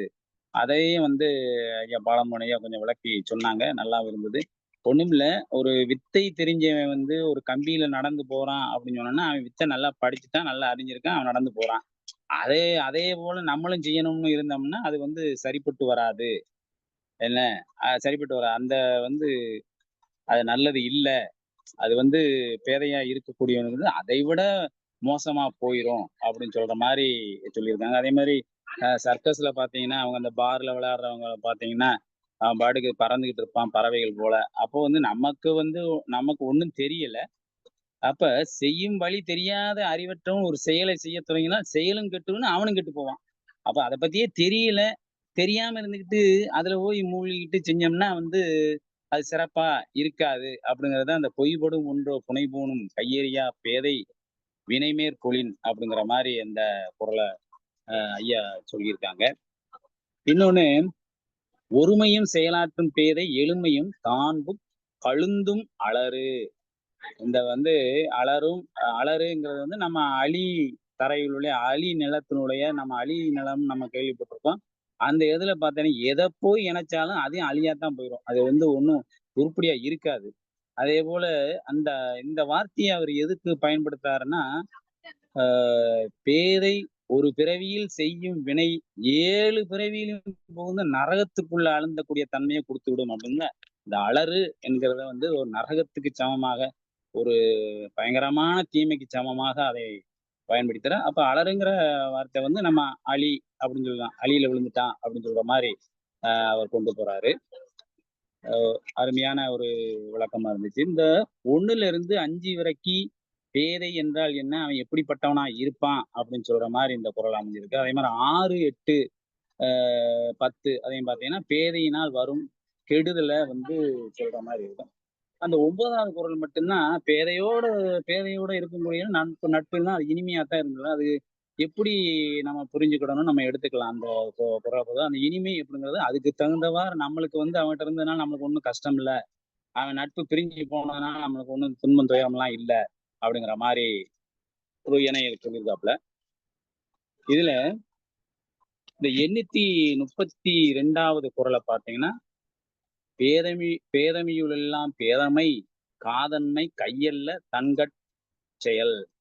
அதாவது பேதமை எல்லாவற்றிலும் மிக்க பேதமை, தகாத ஒழுக்கத்தினா விருப்பம் அதிகமா இருக்கும்போது அது வந்து எல்லா பேதையும் கூட அதிகமான பேதமை அப்படின்னு சொல்றாரு. இதைத்தான் தெரிந்து தெளிதல்ல 507ல காதன்மை கண்டா அறிவறியா தேர்தல் பேதமை எல்லாம் தரும், அறிய வேண்டியவற்றை அறியாத பேரன்பு எல்லா அறியாமையும் கொடுக்கும் அப்படின்னு சொல்லணும். அதுல வந்து பேதமையை வந்து இந்த மாதிரி விளக்கி கொண்டு போறாரு வள்ளுவர். அப்படி வந்து இந்த பேதைமையுடைய அதிகாரத்தை நம்ம வந்து பிரிச்சு பார்க்கும்போது இப்படியான தன்மைகள் நமக்கு வந்து சேருகின்றது. மிகவும் சிறப்பு. இதுல ஒரே ஒரு இது வந்து கொஞ்சம் அர்த்தம் புரியாத மாதிரி இருக்கு. அது வந்து என்னன்னா,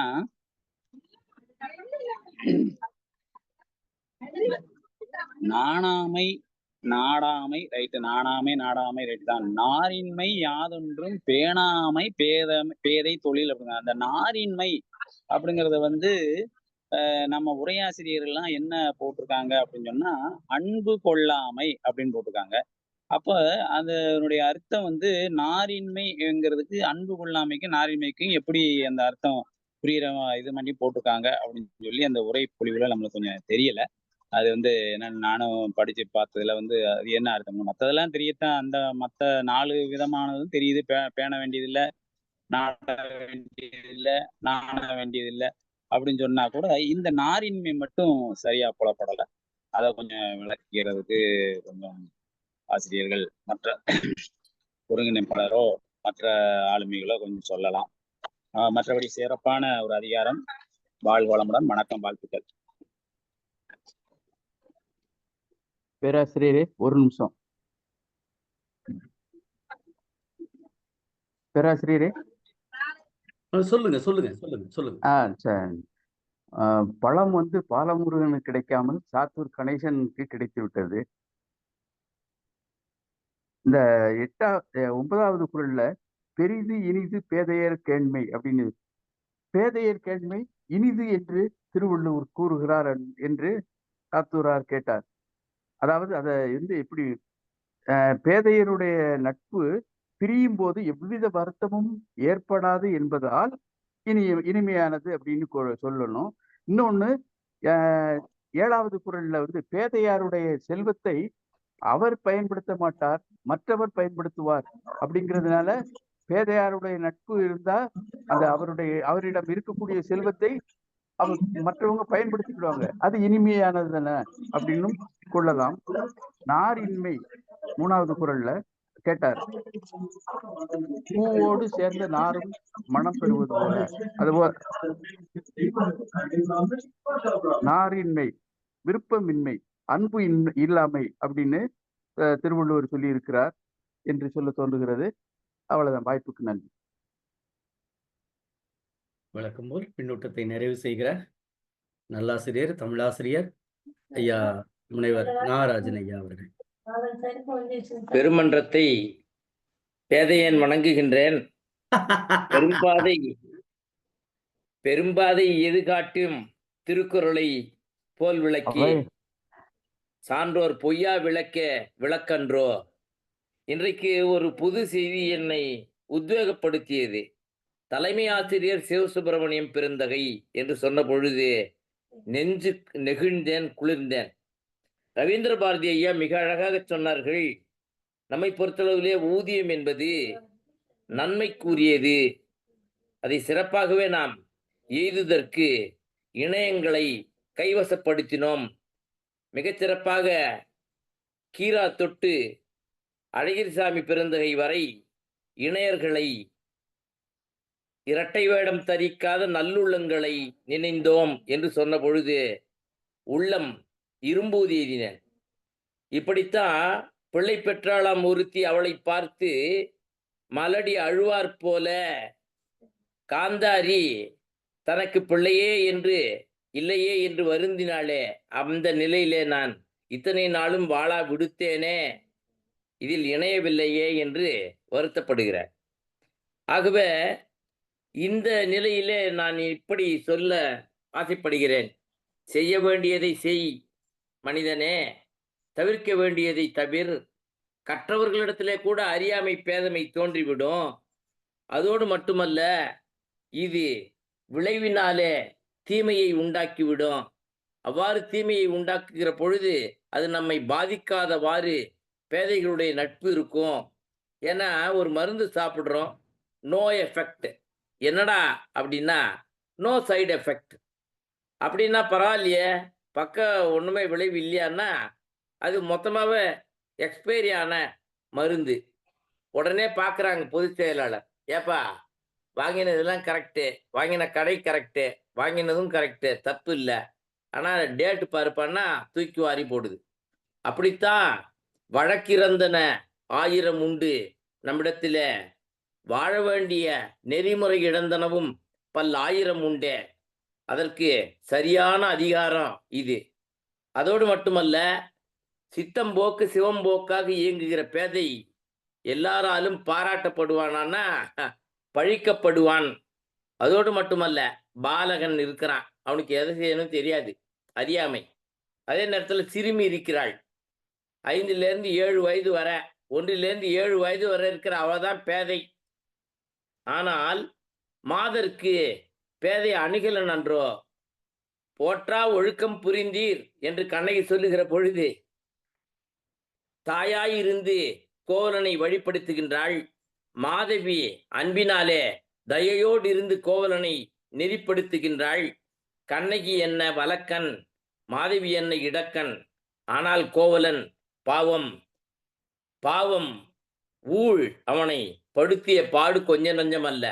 ஏனென்றால் சாந்துணையும் துயரம் தரும். எது தான் தேரான். சரி, ஒருவேளை நம்ம சொல்றதையாவது கேட்பானா, சொந்த புத்தியும் இல்லை, சுய புத்தியும் இல்லை. ஆகையினால பேதைமை அவனை சூழ்ந்தது. சிலப்பதிகாரம் நமக்கு சொல்லி தருவது அதுதானே. அடுத்து, பேதைக்கு உரைப்பினும் தோன்றுமா பழமொழி சொல்லுது. நீங்க எத்தனை முறை வேணா சொல்லுங்க, தோன்றாது. என்ன காரணம்? பேதை படுக்கும் இழவூழ் என்று 372வது குறள்லே சொல்றார். சாத்தூர் ஐயாவுடைய அந்த ஆழமான சிந்தனை, அகலமான சிந்தனை இன்றைக்கு பிரமித்து போனேன். மறுபடியும் மீள அன்னார் கருமுருகன் அவர்களுக்கு நன்றி சொல்லுகிறேன். சாத்தூர் ஐயாவுடைய குரல் ஒலிக்க வேண்டுமே என்று நான் என்னுடைய ஆசையை முன்வைத்தேன். அதை சிவசுப்பிரமணிய ஐயா ரொம்ப அழகா சொன்னாங்க. இன்றைக்கு பாலமுருகன் பழத்தை இழந்தார், கணேசனார் பெற்றார். அதே நேரத்துல நம்மை பொறுத்தளவுல இப்படி நினைச்சு பார்க்கலாம், பேதைமை ஒன்றோ கேட்கிறார். ஏன் உரிமையினால கூட நட்டார் நமக்கு தீமை செய்திருக்கலாம். ஆனால் அப்படி இருக்கிற பொழுது அந்த ரைட்ஸ் சொல்றோமே, கிளைம்டு ரைட்ஸ். ஆகையினால நம்மை பொறுத்தளவில் நண்பர்களுக்காக என்று நாம பேதைமையை பொறுத்து கொள்வது இல்லையா? சரி, சேலத்தான் அப்படி பொறுக்கிறோம். சொல்லு பேதையார் சொல் நோன்றல் என்று நெய்தற்கலியில நல்லந்துவன் சொல்லி தருகிற வீர விளையாட்டு, சொல் விளையாட்டு புரிகிறது. ஆகையினால இன்றைக்கு திருக்குறள் மிக அற்புதமாக ஒன்றை சொல்லுகிறது. பித்தம் உடைய ஒருவன் மேலும் கள்ளுண்டான். அது என்ன இருந்தாலும் ரவீந்திர பாரதி ஐயா விளக்கினதுக்கு அப்புறம் என்னால் சொல்லவே முடியல. ரொம்ப அழகா சொன்னாங்க. ஐயா சொல்லும் பொழுது ஒன்று என் உள்ளத்தை தொட்டது. ரவீந்திர பாரதி ஐயா கவிஞர் என்பதனாலே நோ தெரியல, கள்ளுண்ட நிலையை இருவேறு நிலையை ரொம்ப அற்புதமா சொன்னாங்க. அதே நேரத்துல பெரிது இனிது பீழை பிற ஒன்று தராது என்று சொன்ன பொழுது சாத்தூர் ஐயாவினுடைய கருத்தை வழிமொழிகின்றேன். அதே நேரத்துல நாரின்மை கேட்டிருந்தாங்க ஐயா. அர்த்தநாரி திருச்செங்கோட்டில் இருக்கிற இறைவன். நாரி என்றாலே பெண் தான். பெண் என்றாலே அன்பின் வடிவம் தான், தாய்மை தான், கருணை தான், இரக்கம்தான். ஆகையினாலே தூய்மையும் தாய்மையும் நாரி என்பதனால நாரின்மை, அன்பு செலுத்த தகுதியற்றவர். அப்படியானால் அவங்களுடைய அன்பு என்ன ஆகும்? யாரிடத்திலேயே கொடுத்துருவாங்க. தனக்கு தானும் இழந்து விடுவார்கள், தன்னையும் இழந்து விடுவார்கள். நாய் ஒன்று தெங்கம்பழம் பெற்றது, என்ன ஆகும்? அற்புதமா நாலடியார் சொல்லுது, நாய் பெற்ற தெங்கம்பழம். ஆகையினால எல்லா நகைகளையும் எடுத்து எடுத்து பார்க்குதுங்க எல்லா குரங்குகளும். போட்டுட்டு போனா சீதை. கம்பன் அழகா எழுதுறான், காதணிவன தோடு ஊகும். காதுல போட்டுக்க வேண்டியது எடுத்து மூக்குல போட்டு பார்க்குது, மூக்குல போடுறது எடுத்து காலில் தண்டையை எடுத்து கையில போட்டு பார்க்குது, கைவளையை தூக்கி காலில் போட்டு பார்க்குது. ஏன்னா பயன் தெரியல, பழக்கம் இல்லை, பயிற்சி இல்லை.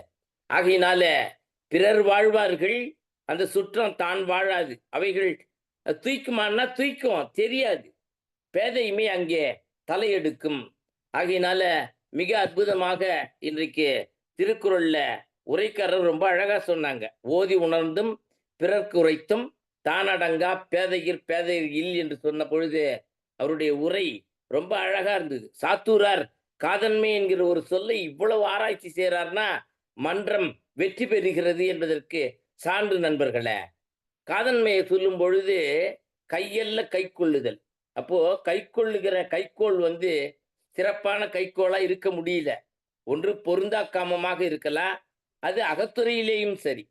அப்படியானால் புறத்துறையில களத்திலே போய் மன்னரையே காட்டி கொடுத்தால், ஆகையினால எல்லா நிலையிலேயும் அகத்திலேயும் சரி புறத்திலேயும் சரி இன்றைய திருக்குறள் ஊடாடுகிறது.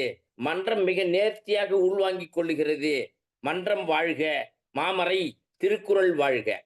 இன்னொன்றை சொல்ல வேண்டாம், கழாக்கால் என்பதை ரொம்ப அழகா ரவீந்திர பாரதி ஐயா அடுக்கிய சொற்களா கொண்டு போனாங்க. ஏதோ மிதித்தான், சனியன் என்று ஒரு சொல்லையே போட்டார்.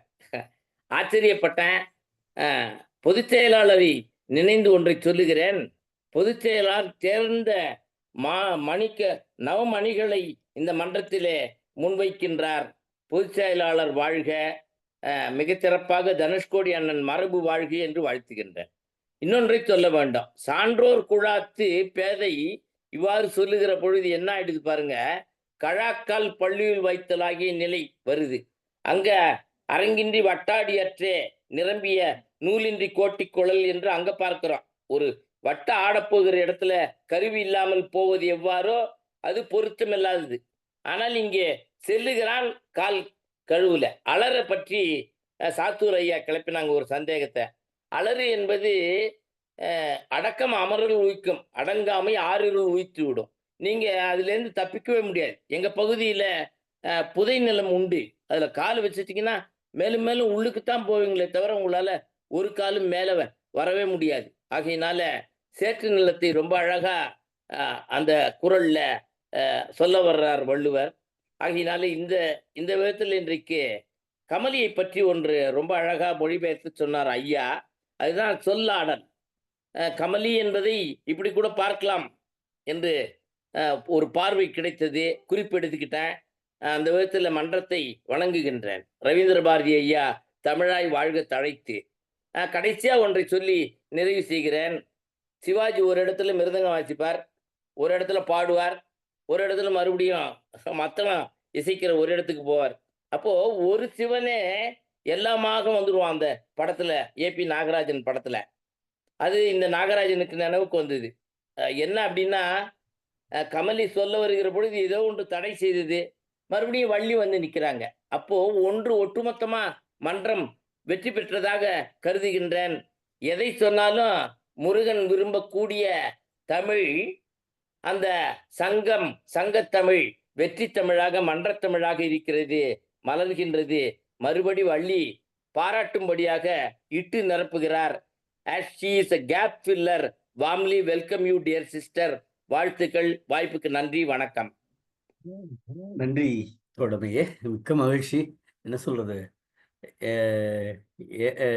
கடைசி அந்த ஒரு பின்னூட்டம் கேட்டால் தான் அப்பா ஓகே நிகழ்ச்சி நல்லா இருக்கு அப்படின்னு சொல்ற மாதிரி. ரொம்ப மகிழ்ச்சி ஐயா, ரொம்ப நன்றி. பாலமுருகன் ஐயா எதுவும் சொல்ல விரும்புறீங்களா? நிறைவு கருத்து எதுவும் சொல்ல விரும்புறீங்களா? சிவசுப்ரமணிய ஐயா சொல்லுங்க. ஒரு வேற ஒன்றும் இல்லை, நல்லாசிரியர் பெருந்தகையே, அவர்கள் பெருந்தகையிடம் ஒரு வேண்டுகோள், தயவு செய்து அவையடக்கத்திற்காக கூட தாங்கள் பேதையர் என்று சொல்வதை தவிர்க்கலாம் என்று கருதுகிறேன். மிக்க நன்றி. நன்றி சிவசுப்ரமணியா, மிக்க மகிழ்ச்சி. பாலசுப்ரமணியா எதுவும், பாலமுருகனையா எதுவும் சொல்றீங்களா? பாலமுருகனையா நிறைவா எதுவும் சொல்றீங்களா? இல்ல, அனைவருக்கும் நன்றி. இந்த வாய்ப்பை வழங்கிய ஐயா அவர்களுக்கும் கலை இலக்கிய பெருமன்றத்திற்கும் மிக்க நன்றி. நிறைவாக நம்முடைய தமிழ்நாடு கலை இலக்கிய பெருமன்றத்தினுடைய பொதுச் செயலாளர் தொலைமிக்க மருத்துவர் தா அரமையா அவர்கள். தோழர்கள் அனைவருக்கும் வணக்கம். நிகழ்வு நம்ம கமலி இணைய வழியில் தடங்கள் இருந்தாலும் அவர் விடாமுயற்சி செய்தது.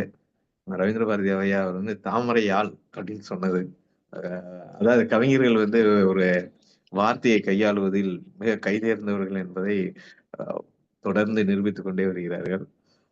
அதுக்கப்புறம் நம்ம வள்ளி எப்பயுமே எவர் ரெடி, அதான் மிக அருமையா சொன்னாங்க குரல் எல்லாத்தையும். பாலமுருகன் ஐயாவுக்கும் அவருக்கு இணையதளங்கள் இருந்தது, ஆனால் மிக அருமையா அந்த ஒவ்வொரு இதையும் பல்வேறு உதாரணங்களை சொல்லி முடிச்சாங்க. பேதமை, அதுல நீங்க கூரசாமியினுடைய ஒரு கதை பேதமைன்றத நம்ம பார்த்தோம். அதுல ஒரு ஒரு மனிதர் வந்து ஒரு 2 சின்ன பசங்கள போட்டு அடி அடின்னு அடிச்சுக்கிட்டு இருப்பாரு. அவங்க என்ன செஞ்சிருப்பாங்க அப்படின்னா, ஒருத்தரு கண்ணு தெரியாதவரு பிச்சை எடுத்துக்கிட்டு இருப்பாரு. அவருடைய பிச்சை பாத்திரத்துல மண்ணள்ளி போட்டிருப்பாங்க இந்த 2 பேரும். இந்த 2 பேரும் ரொம்ப வறுமையில வாழக்கூடிய குழந்தைகள் மாரி இருக்கும். அவன் ஒருத்தன் பார்த்துக்கிட்டு இருந்தவன், இது எப்படி ஒரு குழந்தை போய் செய்யலாம்? அப்படின்னு அடி அடின்னு அடிச்சிருவான். இன்னொருத்தர் வந்தவரு, அந்த குழந்தைகள் வந்து நடக்க முடியாம இருக்கும். அத தூக்கிட்டு, வ வா உங்க வீடு எங்க இருக்குன்னு போவோம்ன்னு கூட்டு போவார். அப்ப அவங்களுடைய வறுமை இதெல்லாம் விவரிச்சுட்டே வருவார். அங்க போனா அந்த சேரி பகுதியில் குடிசை இருக்கும். இந்த வீடு தான் காட்டுவாங்க. அந்த வீட்ல பார்த்தா, எந்த கண்ணு தெரியாத பிச்சைக்காரர் தட்டுல போட்டாங்களோ, அவர் தான் அந்த வீட்ல இருப்பார். அவர் தான் இவங்களுடைய அப்பா. இதான் கத. அ அப்ப இதுக்கு தலைப்பு வந்து பேதமைன்னு வச்சிருப்பாரு. நீங்க வந்து நாணாமை, நாடாமை, நாரின்மை யாதொன்றும் பேணாமை அப்படின்னு நீங்க இத விரிச்சீங்கன்னா, அ தான் செய்யற செயலுக்காண்டி வெட்கப்படாம, நல்ல காரியங்கள செய்யாம, அன்பு இல்லாம, ஒரு நல்ல யாதொன்றும் பேணாமை, நல்ல விஷயங்கள் எல்லாம் அ செய்யாமல் இருக்கக்கூடிய அந்த பண்பு. அதுக்கப்புறம் பேதமைன்னு சொல்றாரு. ஏதம் கொண்டு ஊதியம் போக விடல். தீமைகளை எடுத்துக்கொண்டு நன்மைகளை விடல் அப்படின்றது. இல்ல காதன்மை கையல்ல தன்கண் செயல். தன்னுடைய குழந்தைத்தனத்துக்கு மீறிய, ஒழுக்கத்துக்கு மீறிய செயலை செய்வது. இப்படி நீங்க இந்த குறளை எல்லாம் எடுத்து பார்த்தால், இதுக்கான விளக்கமாக கூவலகர்சாமி ஒரு கதையை புனைந்திருப்பார். அந்த கையறியால் பேதை வினைமுற்று கொள்ளின் அப்படின்னு சொல்லிட்டு பொய்படும் ஒன்றோ புனைபூணும். அந்த செயல் அந்த சின்ன பையங்க செஞ்சது வந்து சாப்பாட்டையும் இது பண்ணுச்சு, இவனையும் குற்றவாளி ஆக்கிருச்சு. அப்ப இந்த ஒரு 5 குறளையும் எடுத்து ஒரு கதையாக வடிவமைத்திருப்பார். அ அது இன்னும் எனக்கு அந்த வ ரவீந்திர சொன்ன மாரி, ஒரு கவிஞர்னால சில சமயம் கோவம் வரும். "ஓதி உணர்ந்தும் பிறக்குரைத்தும் தானடங்கான்னு" சொல்றாரு. பேதையுர் பேதை யாருன்னா, ஓதி இருக்கான், உணர்ந்திருக்கான், பிறர் குறைக்கும் பிறர்க்கு எல்லாம் சொல்றான் அத. தானடங்கா. ஆனா அதுபடி நான் நடக்கிறது இல்ல. அப்படி உள்ள அவன் அறிவாளி தான். அவன் படித்தவன் தான். உணர்ந்தவன் தான். பிறருக்கு உணர்த்துபவன் தான். இருந்தாலும் அவன் வந்து பேதையா இருக்கிறானா, அவன மாரி பேதை வேற யாரும் கிடையாதுன்றாரு. அதேபோலயே அ பேதை கையில செல்வம் கிடைச்சா என்னன்னு சொல்றாரு. கொஞ்சம் செல்வம் கிடைச்சா எப்படி இருக்கும்? நெறைய செல்வம் கிடைச்சா எப்படி இருக்கும்? பிறகு அவருடைய க அந்த அசிங்கத்தை மீத்துவிட்டு படுக்கையில் உள்ளது வேற எந்த இலக்கியங்களையும் இந்த உதாரணம் வருதான்னு தெரியல. தமிழ் பேராசிரியர்கள் தான் சொல்லணும். அதுல இப்படி ஒரு உதாரணத்தை அதாவது அவன் எவ்வளவு சான்றோர் சபையில ஒரு பேதை உள்ள புகுந்துட்டா எவ்வளவு இழிவா இருக்கும் அந்த இடம்ன்றதுக்கு அனைவரும் உணரும் கூட இல்ல. பல நேரங்கள்ல நம்மளும் அசிங்கத்தை மிதித்து இருக்கலாம். ஆனா அந்த அசிங்கத்தை மிதித்து விட்டு படுக்கையில் கால் வைத்தது போல சமம் அப்படின்னு சொன்னது எல்லாரும் உணரும் வகையான ஒரு இந்த உவமையை வேற யாரும் வேற எந்த இடத்திலையும் கையாண்டிருக்காங்களான்னு தெரியல தமிழ் இலக்கியத்துல. அப்படி இந்த அதிகாரம் மிக அருமை. பின்னூட்டம் வழங்கிய நம்ம ரவீந்திர பாரதி தோழர் நம்ம கணேசன் ஐயா கேட்டாங்க. நாரின்மை, நார்ன்னா அன்புன்ற ஒரு அர்த்தம் இருக்குன்னு நம்ம பாக்குறோம். அன்பு கயிறு அது ஏன் நாருக்கும் அன்புக்கும் என்ன தொடர்பு இருந்தது அப்படின்றத நம்ம அந்த வேர்ச்சொல் ஆராய்ச்சி வேணா செய்யலாம். அதுல ஒரு நார் வந்து எல்லாத்தையும் கட்டுவது போல அன்பு எல்லாத்தையும் கட்டுவதாக கூட இந்த அர்த்தம் செய்யப்பட்டதான்றது தெரியல. நம்ம நாகராஜன் ஐயா வழக்கம் போல அவங்க வந்து மிக அருமையா சொன்னாங்க. நம்ம சிவசுப்ரமணிய ஐயாவும் அவர் சொன்ன இது உடனே டக்குன்னு புரியாது. கொஞ்சம் யோசிச்சுதான் வரும். இன்றைக்கு பாலமுருகன் முருகன் எடுக்கவில்லை பழத்தை கணேசன் திருடி கொண்டான்றதுக்கு அந்த ஒரு கவிஞர்களுக்கே ஒரு நகையோட ஒரு சொன்னது அனைவருக்கும் நன்றி. நன்றி பொதுச் செயலாளரே. வர வர சிலப்பதிகாரம் பேசப்போவதால் என்னவோ அவை கவித்துவத்தோடே கடந்த சில நாட்களாக கடந்து வருகிறது. மிக்க மகிழ்ச்சி. நாளை நிகழ்வு பார்த்திடலாம். நாளைய தினம் 85வது அதிகாரமான புல்லறிவாண்மை என்கிற அதிகாரத்தை முனைவர் அமரேசன் அவர்கள் சொல்லுகிறார்கள். உரை செய்கிறார்கள். அதே போல மாணவர்களும் முற்றோதல் செய்கிறார்கள். இதுதான் நாளைய செய்தி. தோழர்களே, நிறைவு பகுதிக்கு வந்துட்டோம். இன்னைக்கு நிறைய கேள்விகள். நாரின்மை அப்படின்னு ஒரு வார்த்தையை போட்டுட்டு அவர் பாட்டுக்குள்ள போயிட்டாரு. ஆனா நம்ம எல்லா நூல்கள் எல்லாம் ஒருவேளை கல்லூரினா நிறைய நூல்கள் இருக்கு. இங்க வச்சிருக்கேன். கொஞ்சம் போல தான் இருக்கு. அவ்வளோ பெரிய நூலகம் கிடையாது. கொஞ்சம் போல இருக்கக்கூடிய நூலகம் தான் வச்சிருக்கேன். இல்லைன்னு சொல்லல. ஆனால் இங்க இன்னும் கல்லூரினா கொஞ்சம் இன்னும் கூடுதல் நூலகம் இருக்கு. வேற ஒண்ணும் கிடையாது. நாரின்மை என்ன பொருள் தரும் அப்படின்னா, அ ஒ ஒரு உதாரணம் சொன்னா சரியா இருக்கும்னு நினைக்கிறேன். ஒரு ஆண் தன்மை குறைந்திருந்தால் ஒண்ணும் பிரச்சனை இல்ல. அந்த ஆண் தன்மையோடு பெண் தன்மையும் இணைந்திருந்தால், அது ஆணும் இல்லை, பெண்ணுன்னு சொல்லவும் முடியாது. ஆண் ஆனால் ஆண் இல்லை. ஆண் ஆனால் ஆண் இல்லை. நார் இன்மை. நார் அந்த தன்மை இருக்குல்ல, அதுதான் பொருள். வேற ஒண்ணும் கிடையாது. தன்மை, இன்மை அர்த்தம். அந்த தன்மை இல்லாமல் இன்னொரு தன்மை சேர்ந்திருத்தல். அதான் சொல்லலாம். ஆண் ஆனால் அவன் ஆண் இல்லை. அவள் பெண் ஆனால் பெண் இல்லை. அது இன்னைக்கு வேற மாதிரி சொல்றாங்க. திருநங்கை அந்த மாதிரிலாம் போகுது. அந்த பொருள்ல தான் அது போகும். அதுக்கான ஒப்பிடும் அதுதான். அப்படி இது தொடர்பா நிறைய பேசலாம். நிறைய உதாரணங்கள், நாரின்மைனா என்ன அப்படின்னு நம்ம பேச ஆரம்பிச்சோன்னா ஒரு ஒரு ஒரு ரொம்ப நேரம் ஓடும். அந்த அளவிற்கு இது தொடர்பான சரியா சொல்றதுன்னா, குறைந்த மதிப்பு அல்லது குறைந்த வாய்ப்பு அல்லது குறைந்த உரிமை அப்படிங்கிற விஷயத்த சொல்றதுக்கு தான் வள்ளுவ பெருந்தகை அந்த இடத்துல பயன்படுத்துறார். முழுமை பெறலை அப்படிங்கிறதான் அந்த இடத்தோட பொருண்மையா நாம பார்க்கிறோம். இது உதாரணத்துக்காக சொன்னோம். ஆனால் அந்த இடத்துல வந்து முழுமை பெறலை அப்படின்னு சொல்றதுக்கான ஒரு நல்ல சொல்லாடலை அவர் பயன்படுத்தி இருக்கிறார். தோழர்களே, இன்றைய அதிகாரத்தினுடைய நோக்கம் என்பது ரொம்ப சிறப்பானது. ரொம்ப ரொம்ப ரொம்ப ரொம்ப சிறப்பானது. ஏன் அப்படின்னு ஒரு கேள்வி எழலாம். மனிதன் உடைய பெருமை என்ன? மனிதனுக்கான தனக்கான பெருமை என்ன அப்படின்னா அறிவு. வேற ஒண்ணுமே கிடையாது. அந்த அறிவை இழந்துட்டோம் அப்படின்னோம்னா இந்த நாடு என்ன ஆகும் அப்படின்னா ஒண்ணும் இல்ல. இந்த நாட்டுல வேறுபாடுகள் நசுக்கப்படணும்னா அறிவும் பண்பும் இருந்தால் மட்டும்தான் இந்த நாட்டுல வேறுபாடுகள் நசுக்கப்படும். அதற்கு என்ன காரணம்? அதுக்கு எது மைய பொருண்மை அப்படின்னு பார்த்தா அறிவுதான் மனிதனுடைய பெருமையாக இருக்கிறது.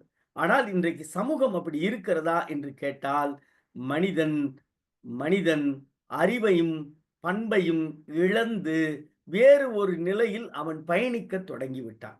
இதை அன்றைக்கே வள்ளுவ பெருந்தகை உணர்ந்திருக்கிறார். அழியா குலம் கைவிடும் குரல் என்று பாடுகிறது. அதுபோல இன்னும் நிறைய வேறுபாடுகள் சொல்லிட்டே போலாம்.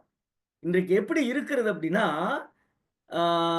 தன்னுடைய குலம்தான் தன்னுடைய பயன் என்று வாழுகிற சமூகம் இருக்கிறது. அங்கே அறிவு மழுங்கடிக்கப்படுகிறது. எப்படியா பரிபாடல்ல இருக்குன்னு நினைக்கிறேன் அந்த வரி. குலத்தினர் பயன்படுத்தும் பயனும் குலம் என்று சொல்லுகிறது. அங்கே எங்கே இருக்கிறது என்றால் உண்மை உயர்வு இல்லாமல் குலத்தினுடைய அடிப்படையிலே உண்மையான உயர்வாக பார்க்கிறார்கள். அல்லது அது அது சமூகத்தினுடைய பிரதிபலிப்பாக இருக்கிறது. அதை போக்குவதற்காகத்தான் இங்கே நாம் பாட்டுகிறோம். முருகன் ஆற்றுவே செயல் என்கிறது. ஒரு சமுதாயம் என்பது பாகுபாடு இல்லாமல் ஒற்றுமையை நிலைநாட்ட வேண்டும் என்றால் பேதமை நீங்கிய சமுதாயத்தை நாம் பெற வேண்டிய கடமையும் பொறுப்பையும் உருவாக்க வேண்டிய செயல்பாடு இலக்கிய அமைப்புகளுக்கு இருப்பதாகவே நாம் பார்க்கிறோம். ஏனென்று கேட்டால் வள்ளுவர் அங்க ஒரு இடத்துல அழகா சொல்லிட்டு போயிட்டாரு. எதிரா பேதமை அப்படின்னு ஒரு கேள்வி கேட்கும்போது அவர் சொல்றாரு, எனக்கு ரொம்ப பிடிச்ச வரி. பேதமைனா என்ன அப்படின்னா, கடலிலே அலை ஓய்ந்த பிறகுதான் நான் நீராடுவேன் என்று நினைக்கிற சமூகத்தில் நாம் இருக்கிறோம். கடல்ல எப்படா அலை ஓயின்னு எப்ப இல்ல சார், கடல் அலை ஓஞ்சிரும் சார், நான் அப்புறம் குளிக்கிறேன், நீ செத்து போயிடுவேன் அப்படின்னா என்ன? இந்த உலகம் அழிந்து போய்விடும். செய்தி அதுதான், வேற ஒண்ணுமே கிடையாது. இந்த உலகத்தை நாம் எப்படி பார்க்க வேண்டும் என்றால், உலகத்தில் பிரச்சனைகள் இருக்கும். பிரச்சனை இருக்குதான். வீட்டிலே பிரச்சனை இருக்கே, தனி மனுஷனுக்கே பிரச்சனை இருக்கே, வீட்டை விடுங்க. முருகனுக்கு ஏகப்பட்ட பிரச்சனை இருக்கு. இந்த பிரச்சனையை நான் கண்டு பயந்து ஓடினால் மரண பயம் என்னை தொற்றிக் கொள்ளும். ஆனால் இதை நான் விளக்க வேண்டும் என்றால் நான் போராட அதுதான் சொன்னேன். அறிவு என்கிற பொருண்மையை அறிவார்ந்த சமூகம் தமிழ் சமூகம். ஆனால் அறிவார்ந்த இந்த தமிழ் சமூகம் அறிவை இழந்து பண்பை இழந்து பேதமை என்கிற மகத்துவத்தோடு பயணிக்கிறது. அதை விரட்ட வேண்டிய பொறுப்பும் கடமையும் திருக்குறளை ஏந்தி செல்ல வேண்டிய பொறுப்பு நம்மை போன்ற இலக்கிய அமைப்புகளுக்கு கூடுதலாகவே இருக்கிறது. இன்னும் சரியாக சொல்ல போனால் ஒவ்வொரு நாளும் 1 மணி நேரம் இலக்கியத்திற்காக மட்டும் நாம் இந்த நேரத்தை பகிர்ந்தளிக்கவில்லை. நம்முடைய நேர மேலாண்மையில் இந்த சமூகத்திற்காக பகிர்ந்தளிக்கிறோம். இந்த செயல்பாடு என்பது எல்லா மனிதர்களிடம் உணர்ந்து திருக்குறளை கையில் எடுத்துக்கொண்டு நாம் அடிக்கடி சொல்வது போலதான். ஒரு மந்திரியா எம்எல்ஏ எலெக்ஷனுக்கு வர்றியா, முதல்ல திருக்குறள் 1330 குறளை ஒப்பி 1330 குறளையும் நம்ம முற்றோதல் செஞ்சா பணம் கொடுக்குறீங்கல்ல, முற்றோதல் செஞ்சா பணம் கொடுக்குறீங்களே, நீங்க சொல்லுங்க 1330 குறளும் நான் சொல்லணும். அதுக்கு பொருள் சொன்னீங்கன்னா உனக்கு எம்எல்ஏ சீட்டு அப்படின்னு சொன்னா இந்த நாடு நன்றா வரும், எந்த பிரச்சனையும் வராது. போலீஸ் தேவையில்லை, இராணுவம் தேவையில்லை, நீதிமன்றம் தேவையில்லை, எதுவுமே தேவையில்லை. எங்க பிரச்சனை இருக்கிறது? பேதமை இருக்கிறது, வேற ஒண்ணுமே. பேதமை சமுதாயத்தில் போதையோடு இருக்கிற ஒரு கூட்டத்தில் நாம் இருக்கிறோம். பேதமை சமுதாயத்தில் போதையோடு இருக்கிற ஒரு கூட்டு சமுதாயத்தில் நாம் இருக்கிறோம்.